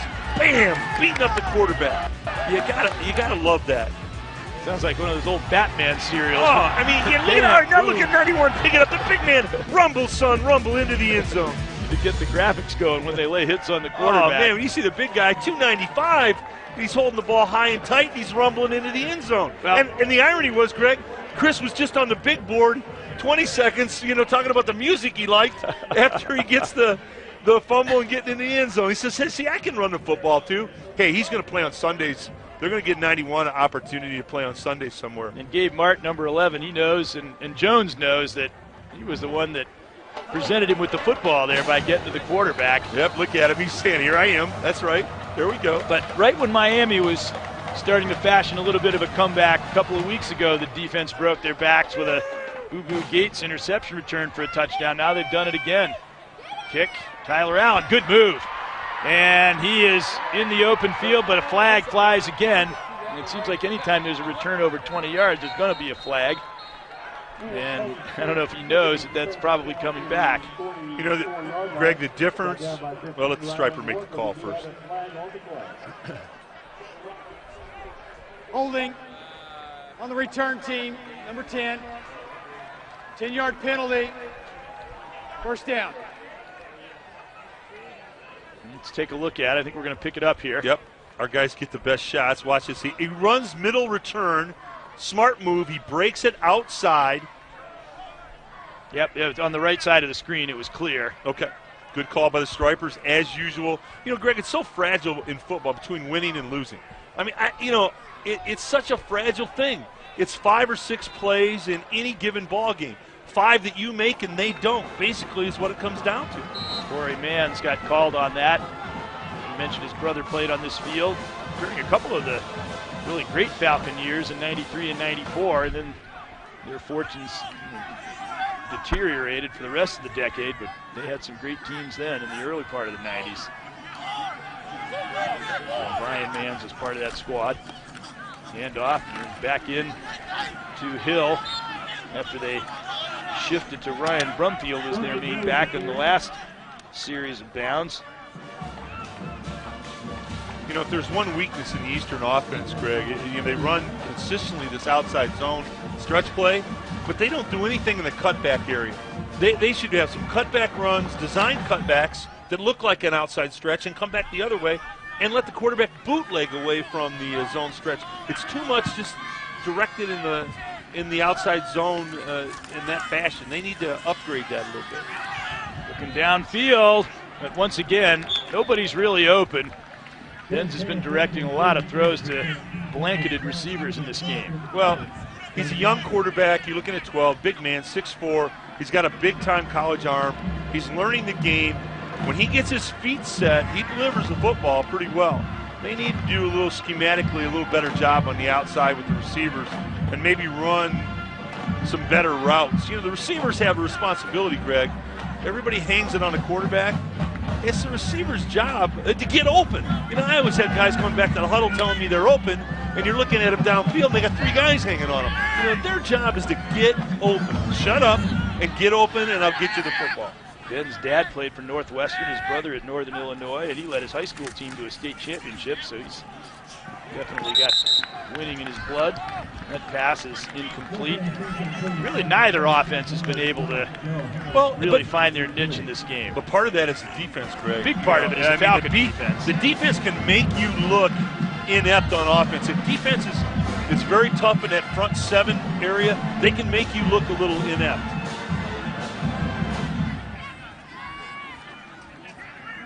That Falcon defense is specializing in making opposing offenses. I tell you, we've been privileged to do these games for 7-8 years, somewhere in that area. This is the best Bowling Green defense I've seen.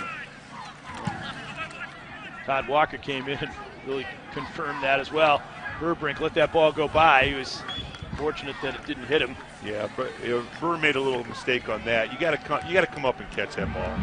That's your job. You just lost 12 yards, and that's hidden yardage that you need. I mean, that's important. Just come up and catch it.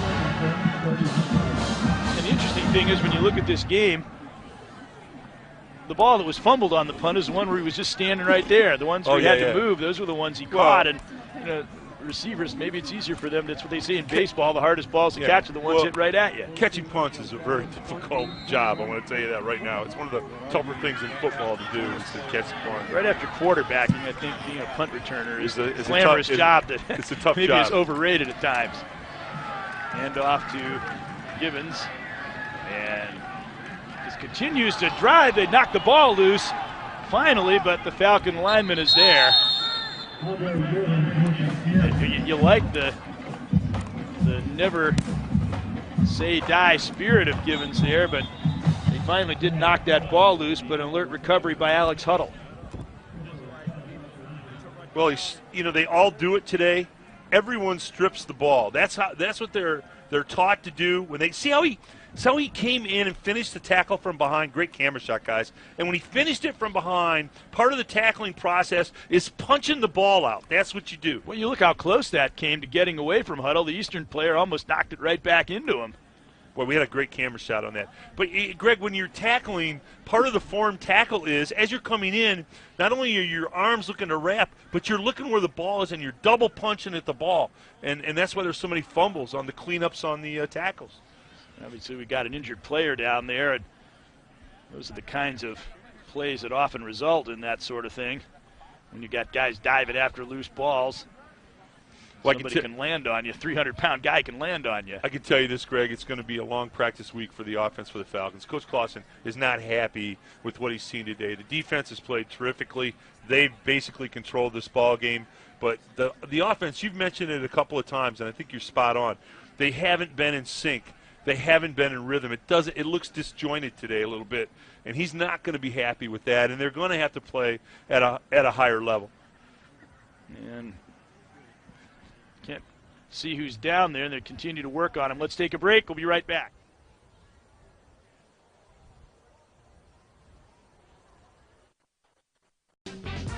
BCSN's website keeps getting better. Visit bcsn.tv. Order a DVD online or sign up for text messages using BCSN Team Alerts. And don't forget about the streaming video on BCSN Vision, not in front of the computer. You can also check out our mobile site for scheduling info. bcsn.tv is the only stop for local sports. Now they are still attending to the injured player. We still can't quite pick up who it is. Let's take a look at the play. And it might be because of the hit there.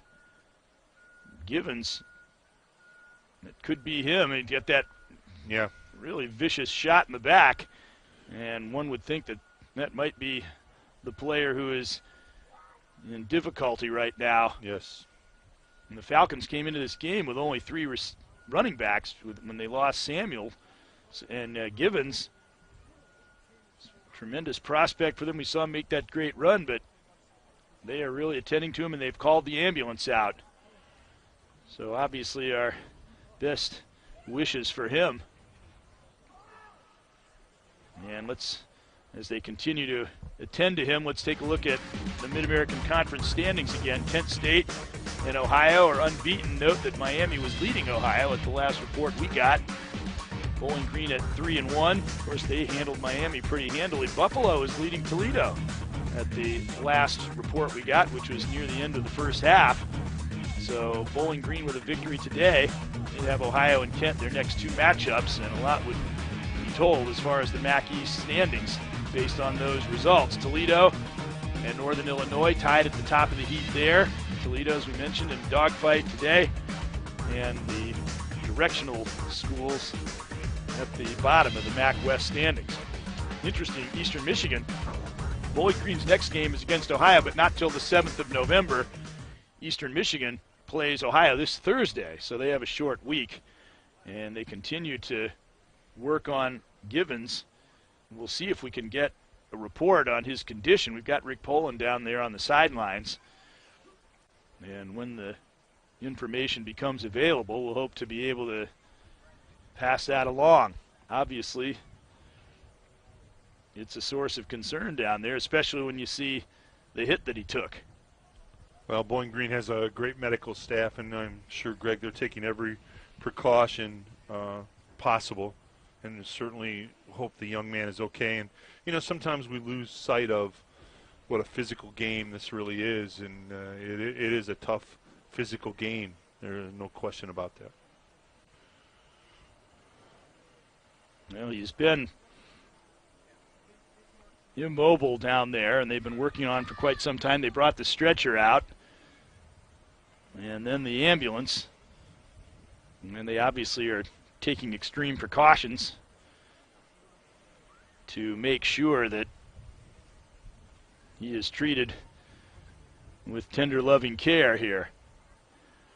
But you know, that's one of the things, and you see that in football more and more with these kinds of injuries, but it is obviously just a regrettable part of the game. Let's take a break and continue to hope that Andre will be all right. We'll be right back. Falcons leading 21-3. ProMedica ambulance. Let's take a look here at how we reached this point with the Falcons up 21-3. This was an early touchdown. Jordan Hopgood, despite taking a heavy hit, found Sean Joplin. He took it into the end zone. And it was a field goal by Dylan Mulder that made it 7-3 in this great run by Andre Givens, and a much happier time of the game for him. Great cutback and drove into the end zone. And then the sack by Gabe Martin. The ball was snapped up by Chris Jones. He took it into the end zone. And that was a big one as Eastern Michigan was showing signs of getting back in the game. You saw the enthusiasm on the sideline for the touchdown. Interestingly enough, when we look at that touchdown run by Andre Givens, and it was so great the way he showed all that second effort and powered his way into the end zone, that's actually what happened on this play. He just kept fighting and fighting and fighting to stay on his feet until finally that hit was delivered.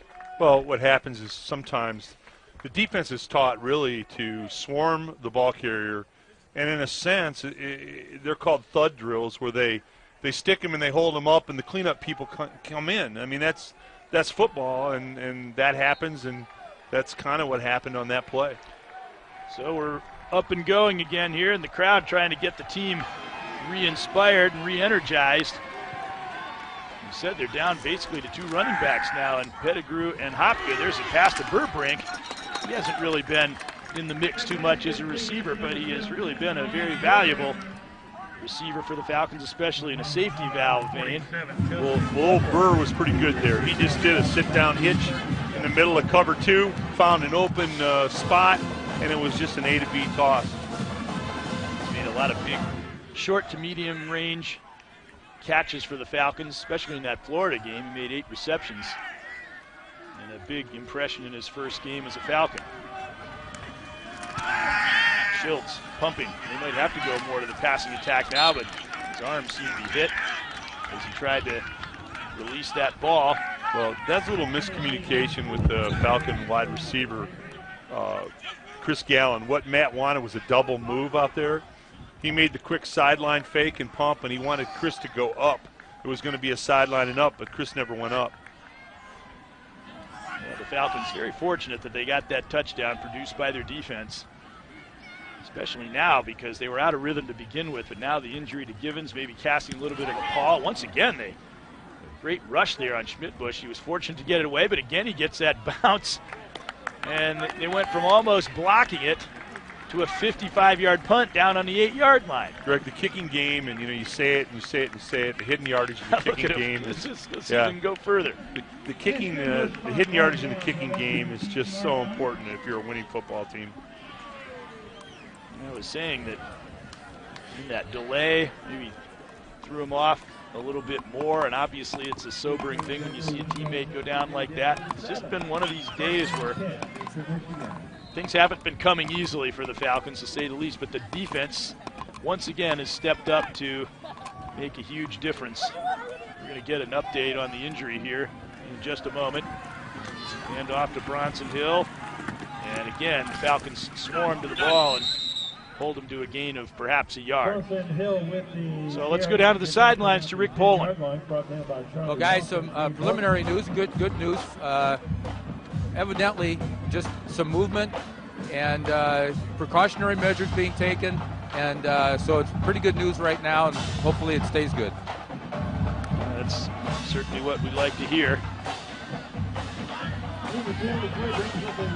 Gibbons, outstanding prospect. He had that 47-yard run in the Virginia Tech game, one of the few bright spots in that game for the Falcons. Here they come after Benz, and he escaped the lunging attempt of Charlie Walker. Dwayne Woods finally stopped him, but first down after the 22. Well, good play by Tyler Benz. What the Falcons are in a cover 2, which means 2 corners off on the wide receivers and 2 high safeties in the back. It's kind of a bend but don't break passing philosophy. Benz couldn't find anybody, so he just took it right up the pipe. And he ran for his life there. And the Falcons were once again bearing down on him. This time he throws it, and almost hauled in there by Tyrese Russell, but the ball was knocked away. Well, Tyrese is a good tight end. He's made a couple of nice plays today, one of them on a post corner. When you're playing against cover 2, the area that is open in the pass game is over the linebackers and in front of the safeties down the middle. I mean, that's where it's vulnerable, and that's where they try to go. Ben's numbers certainly not overly impressive on this game.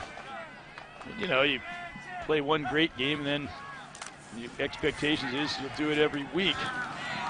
Young guy, that ball was not caught. I didn't think it was originally by Bronson Hill. You know, Greg, Eastern would be much better off. They got a kid with a big arm. They have a running back in Bronson Hill, 30, that is very gifted and talented.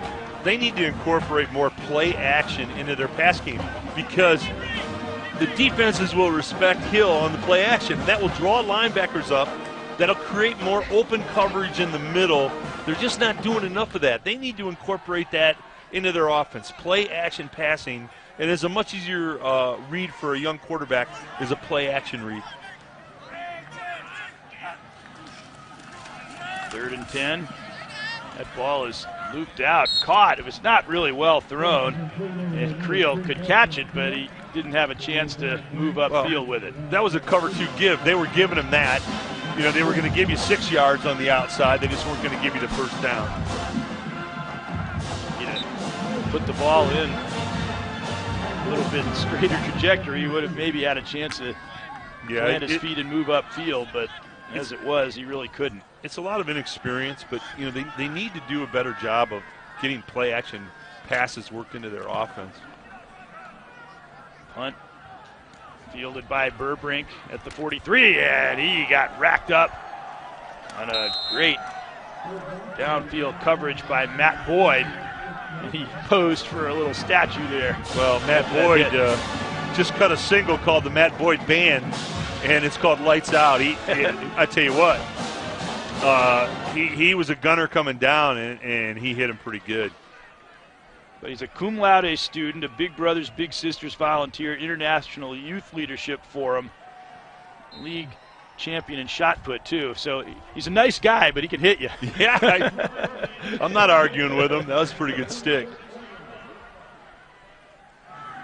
And the Falcons once again go to the offense, trying to get untracked. Hand off to Pettigrew, and he follows his blockers for about 6 yards. That'll take him over the 100-yard mark. Well, Matt Schultz underneath the center, I formation.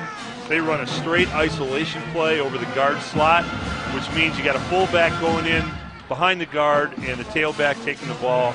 And it's old-fashioned football, isolation play, ISO, good solid football call.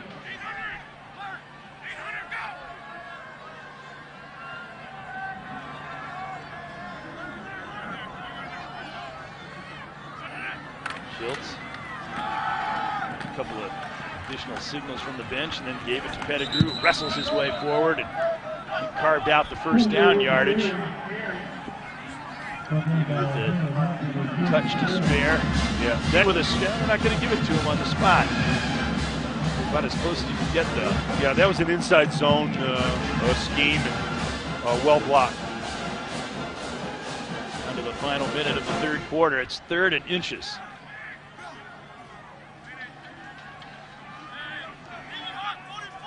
Schultz directing everyone and takes that ball, and quarterback sneaks for the first down. Well, that's a clever call. What Coach Clausen did there, he had Matt get in the shotgun on the short yardage, no back. He was never going to have it snapped in the no back.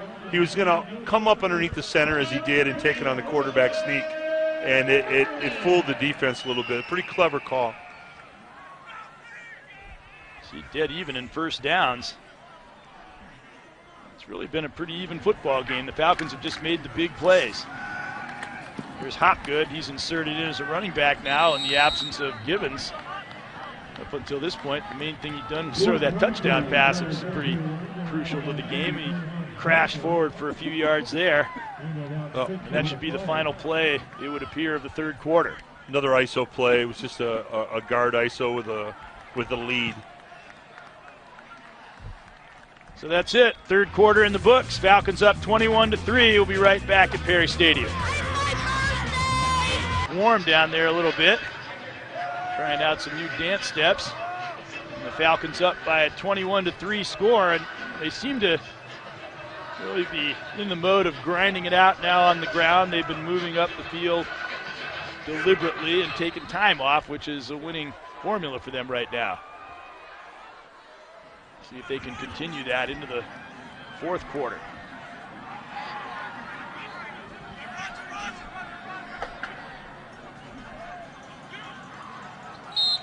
And the flag goes. Seemed like they were taking a little additional time to somebody get flinched. that ball snapped. One of the Orange Crush up front. Offense, Flinched. number 79, 5-yard penalty, remains second down. Well, I mentioned that John Pettigrew has been playing in place of Anton Samuel, and he has had himself an outstanding game. Gone over the 100-yard mark, 17 carries, 107 yards. Yeah, it's not only a lot of yards, but a very solid average, too. Yeah, kind of a quiet 100, but it's effective. I mean, 100 is 100, running between the tackles. Over 6 yards a carry. And he continues to, well, that's Hopgood on that carry. Gets 3 or 4 yards. Jordan Hopgood utilized a lot in short yardage situations. He had a good nose for the end zone. They get down inside the 10. He scored 6 touchdowns his first year with the Falcons in that 2010 season, where touchdowns were a little bit hard to come by. You know, Greg, I think for Bowling Green to continue to develop offensively and be what they can be, I think they got to get the tight end more involved. They've got good tight ends. Get them down the middle, beating linebackers and safeties, and I think it would help them winning the middle of the field. And in Bear, they've got maybe the best in the MAC, although Hoskins, the opposite number today, might have something to say about that. There's a ball put up in the air, and they're going to call interference. Great call by they had a go fade in the corner to Sean Joplin. Greg, the striper, made the call. It was a great call. And the reason he called it interference, the Eastern fella, he really never turned around. He was never even looking for the football. Watch this. It's a go fade. He's got his arm on him. He's pushing him right there. No question. Yep. That's what interference looks like. Yeah. It's a good call by the striper. He's all over it. But part of the reason that happened is Sean is so big and physical. He is a mismatch for a lot of the smaller corners that have to try to defend him. There was an earlier play when he was calling for an interference. Joplin was and didn't get it. This time there was no question whatsoever about it. Here's Bear coming in. Man, I would love to see them, Bear is he's a solid tight end, and get him a little more involved. I really heard much from Garrett Hoskins in this game. His father played for the San Diego Padres, but he hasn't done nearly as much today as the last couple of weeks. There's a pass to Bear, and he chugs inside the 10 to the 8-yard line. And there you go. They must have heard you there. Well, it was a clever play call. It was a tight end screen. It was a tight end delay screen to Alex Bear, and he's so big and he's so fast He can run all kinds of different routes. He's going to beat a linebacker pretty much every time. So he's going to be matched on guys that he's going to win the matchup. So let's get him the football. That would seem to be a sensible strategy. First and goal from the 9. Hand off to Pettigrew, and he dances down near the 6-yard line, perhaps the 5. And he continues to quietly add to his rushing total tonight. Well, he's done a great job filling in for Anton today. And, you rush over 100 yards, you've done a great job for your team. And he's made the lion's share of the carries, 17 out of the 27. He definitely has been the go-to guy in the absence of Samuel. Second and goal from the 6.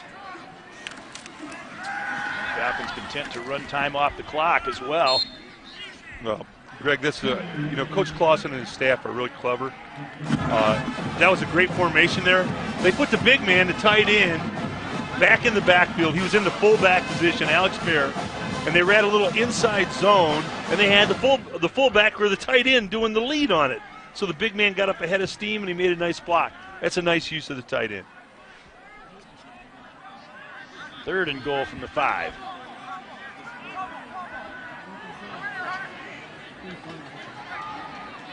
And even though the game looks like it's in pretty good shape, the Falcons would like to get a touchdown out of this. But the pass intended for Bear is incomplete in the corner of the end zone. Well, he picked the right man. It's funny, Matt Schultz has just been a little off today. See if he's got the protection. He steps up, plenty of time. That's on Matt. He gets great protection. He steps up, and a ball just sailed on him. I mean, he's got to make that throw. 9 for 20, 78 yards. Probably one of the least productive outings of his career today. And then we get the premature movement in the line as number 52, Dominic Fluellen, moved Ball quickly. start. Offense, number 52, 5-yard penalty. Remains 4th down. Well, Greg, now this is a good call. It's kind of what you were asking for earlier in the ball game. Instead of going for it here, they're gonna kick and try to get a field goal. That has been one area. I mean, we're not talking out of school here. The school's out on the kicking game. Well documented that that's an issue. School's out on the kicking game. Yeah. It's been tough, and so now you knock one through the post. You give a kicker some confidence, and you feel better going on the road. This is Tyler Tate. He's the short-range kicker. Steven Stein is the long-range kicker. That'll help their field goal stats and maybe add some confidence for an important kick down the road. Falcons up 24-3 now over Eastern. On our BCSN telecast, her arm was in a sling down there. All those years in gymnastics, she said her arm was never in a sling. Switched to cheerleading, and it happens. But, I kind of think that Matt Schultz's arm's in a sling today. I've never worked a game where he's thrown under 100 yards. I don't know what we've got him for officially. 65? 78. 78 yards? I've never seen that. So, but you know what? He's the kind of kid that he'll trade that for the win. We got the win, but I think you made a good point earlier. The offense is going to have to be sharper as you move forward and you start playing the upper echelon of the MAC. Maybe it's an advantage to them that they have a week off before they have to play Ohio. This Eastern team gets the next crack at them. Tyler Allen did a good move there and a good return out to the 39-yard line. And we'll take a look at the upcoming schedule for the Falcons, and keep in mind that if they win out, they win the MAC East. So they play Ohio on November the 7th. That's a night game in Athens. Then they come back for a huge game with Kent State, especially if they win that game. And then Buffalo at Cruz Stadium in Columbus on the 23rd of November, the day after Thanksgiving. And if they're able to hold on here and win the next 2 games, they'd be playing to clinch a MAC championship that day, MAC East championship. And that pass is caught by Demarius Reed. If the Falcons hold on to win here, it'll be their 5th straight win. They have not done that since the 2004 season was an outstanding team in Bowling Green annals. And it's real important, Greg, if they can hold on today and work it out, they become bowl eligible. And don't kid yourself, bowl eligible is an important thing. It's a huge deal for recruiting. It's an extra week of practice. It's like an extra spring practice. And nationally televised. It's great for recruiting. So getting bowl eligible, I don't care what bowl you're going to, is very important. From field, carried, got knocked out of bounds. Setting up a 3rd down and 3 situation. Falcons shutout last week over UMass was their first since 2004. Again, that fine 2004 squad. 52-0 shutout win over Western Michigan that year. Benz back to throw, his pocket collapses, and he's going to be carried to the 1st down practically by Ronnie Goebel. You don't see that happen too often. The big lineman flops on your back and pushes you forward to the 1st down. It's kind of an interesting position for the Falcon defensive coordinator to be in at this point. Do you sub and get some guys some reps, or do you keep most of the guys in there so that you keep them off the board? You maintain that mentality of we don't give up points. It's something that's kind of always a difficult decision to make because, as you pointed out very adroitly, Greg, the Falcons aren't giving up many football points. Darius Reed on that catch. He and Darius Scott came from the same program. High school program, were recruited together to come to Eastern Michigan. Pass downfield by Benz, but again, to a receiver that is totally covered, and a good play by Cameron Truss as he made sure he backed off and was not going to be called for interfering with Donald Scott there. Well, the coverage technique was great by Cameron because what he did, Greg, is he took away the inside of the route. Anytime you're running a go fade, if the defender takes the inside of the route away, you become the receiver. And people don't realize, once the ball's in the air, the defender has as much right to it as anyone. Take the inside away, and you have a great opportunity to make a play on the ball. 3rd and 5. Converted their last time on 3rd down, but this time nothing doing. And Martin again, his 3rd sack. One of them forced a fumble that led to the Chris Jones touchdown. He's also intercepted a pass. When it comes time to pick MAC East Defensive Player of the Week, I wouldn't be surprised if that gentleman's name surfaces. Yeah, Gabe's had himself a great game. Nice closeout tackle by Gabe. But that was more of a coverage sack. They were playing cover 2 with 2 high safeties, and there was nobody open. And then that gave Gabe the opportunity to close it out, and that's a good closeout tackle. And he also took the opportunity to throw the quarterback down with some vigor. Yeah, quarterbacks don't like that, Greg. We've talked about that. Don't enjoy that. High snap, and LaRoots with a little bit of a pooch kick that's fielded by Burbrink at the 5. I think that would have probably gone through the end zone if he had just let it go. He kicked it just like a rugby ball. You ever watch that? The rugby guys point the ball, and that's exactly how he kicked it. No, he's from Australia. I'm sure he's played rugby in his day. Some of these guys that try this rugby type kick have never played rugby before. Did you ever play rugby? I helped start a rugby club. Okay, I played one rugby game in college, and you know what? I cried a lot. That's a man's game. I want to tell you what. That's a tough game. So the Falcons start on their own 7. And if they can just, they got 93 yards to work with now. If they can just grind it out on the ground, well, move the ball, keep the clock moving, that would be much to their advantage, but they don't make much headway there on first down with John Pettigrew carry. With 8:59 on the clock at this juncture in the game and up 24-3, going to be bowl eligible starting today. You've got nothing else to gain here on offense. You've got nothing else going to be accomplished. Just grind out the clock, heat up the buses, let Eastern get on their way. This one's pretty much in the books. Interesting for Eastern. They had 35 days where they were at home. Nothing but home games and a bye week, and then their first road trip is just an hour drive to Bowling Green. Well, you know what you see here, though, Greg? Eastern's out of this game 24-3. They haven't played that badly. They have talent. They have good schemes. You judge a quarter or a head coach by how the guys play at this juncture in the game. Eastern's never quit.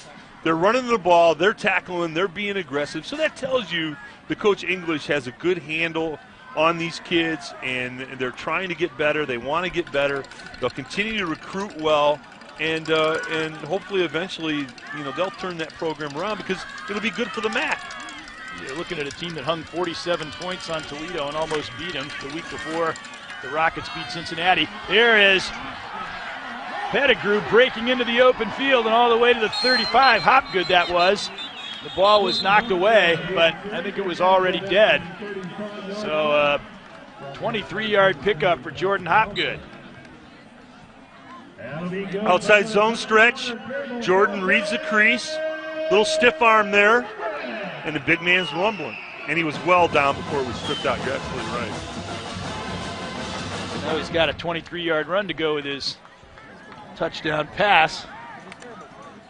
And all Matt wants to do here, Greg, is long count, eat clock, just run the football, and get out of here and get no one else injured. A 53-yard scoring pass from Hopgood to Sean Joplin earlier in the game. And off Hopgood again, 5 yards. And so far the drive is working according to plan for Bowling Green as they've chewed up nearly 3 minutes of clock time and moved the ball from their own 7 out to the 40. Well, you know what? And if you're going to be a championship team, Greg, and it hasn't been a stellar offensive day, you win games like that. Sometimes, everybody wants their team to be great every week out on both sides of the ball, and that's just not football. Sometimes it just isn't great, but you find a way to win, and Bowling Green has done that. They've been great on defense and very average on offense, but they've done enough to get by. It's really the second week in a row, almost the exact same game. 24-0 over UMass last week, 24-3 against Eastern this week. Look at that second and third effort. And Hopgood again carrying the mail here on this drive. Well, we need to talk about the Orange Crushers up front, the big, fat, sweaty guys. The Orange Crush up front offensively, they get a push, and they create a seam for those running backs to work in. Doing a great job. The big men up front just are what football is about.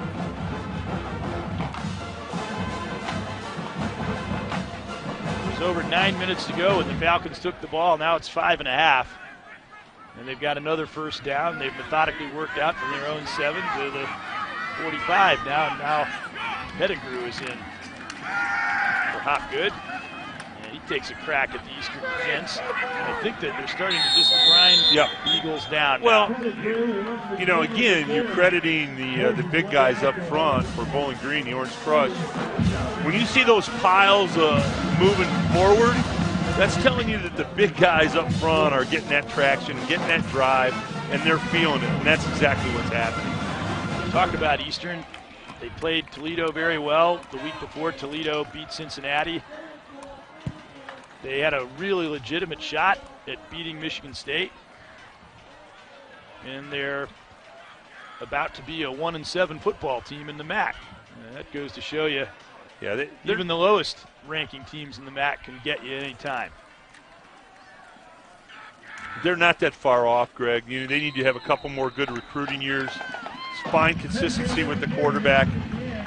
Keep blocking for the running back. Defensively, they're not bad. They run to the ball. They're pretty good tacklers. They're not that far off. Benz looks all right, but from what I've seen out here today, I think Brogan Roback could have quite a future here at Eastern Michigan. I think he's a special athlete. He's a special athlete. He's a coach's son. He can make all the college throws right now. I really think he could have an opportunity to come in and do something right away. He'll get to be there for 1 year with his sister Paige, who's on the volleyball team at Eastern after a stellar career at Notre Dame. He was happy to be able to be at school with her for a year. There's Pettigrew, and a flag flies in the backfield. Well, where the head linesman threw it, it's usually a hold, so we'll see. Yep. Offense, number 73, 10-yard penalty, remains first down. So let's throw it down to Rick Poland. Hey guys, Tom, just exactly what you were talking about, the offensive line, just to reiterate some things. After the last huddle, I listened in, offensive line coach Bill Durkin told the guys, hey, they're lining up and playing ball against us. Let's go out there and take it to them, and I think we've seen that in this drive. No question. It was basically straightforward, nothing mysterious about it, and they have been brutally efficient on this drive. First and 20.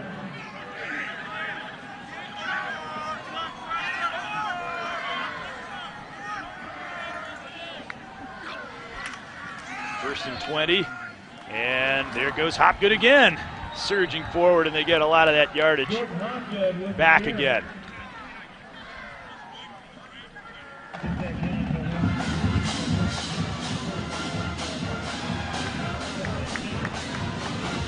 And now we're down to 3 minutes to go, and Hopgood has done some hard running.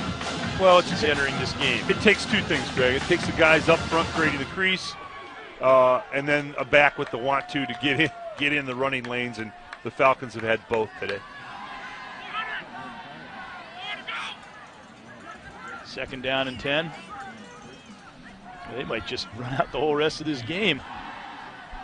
Well, and that's what a good club does, Greg. I mean, they don't give you an opportunity to get anything else on the board. False start stops the clock 73. momentarily. 5-yard penalty. That's second and 10. That's the sort of thing that can short-circuit the nice, efficient drive they had going. A couple of mistakes here. Of late, that was called on Jordan Russos.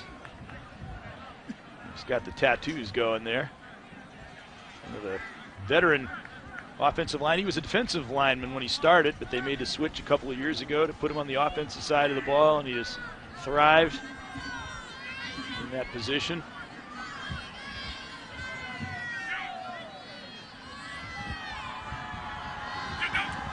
Second and 15.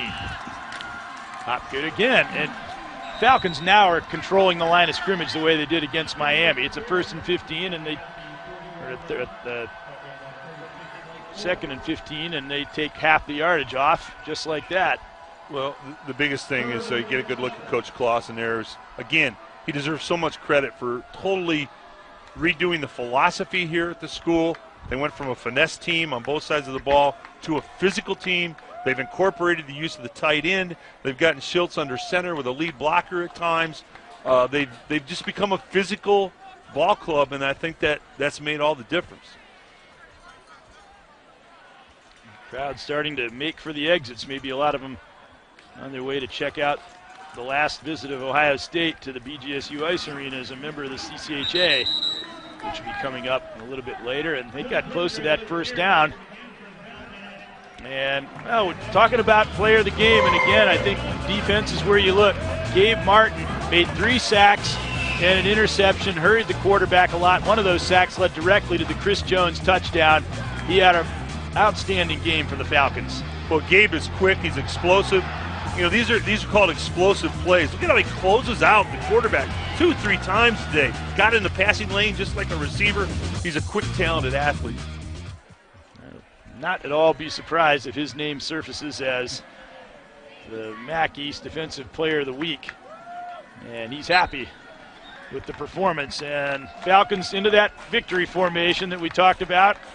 They wanted to do by the end of the game, and handshakes all around. The Falcons have won their 5th straight for the first time in 8 years. And they have got a big, big showdown with the Ohio Bobcats in their next game, and they are very much in the picture for the MAC East title. Coach with the handshake with Ron English. I don't know that he's thrilled about the performance, but certainly his defense has been rock solid. Yeah, and he's happy with that, and he knows that they did run the ball at the end and closed them out, which is, you know, that's championship caliber stuff. They dropped that points per game total even more on their defense. We'll take a break, be right back.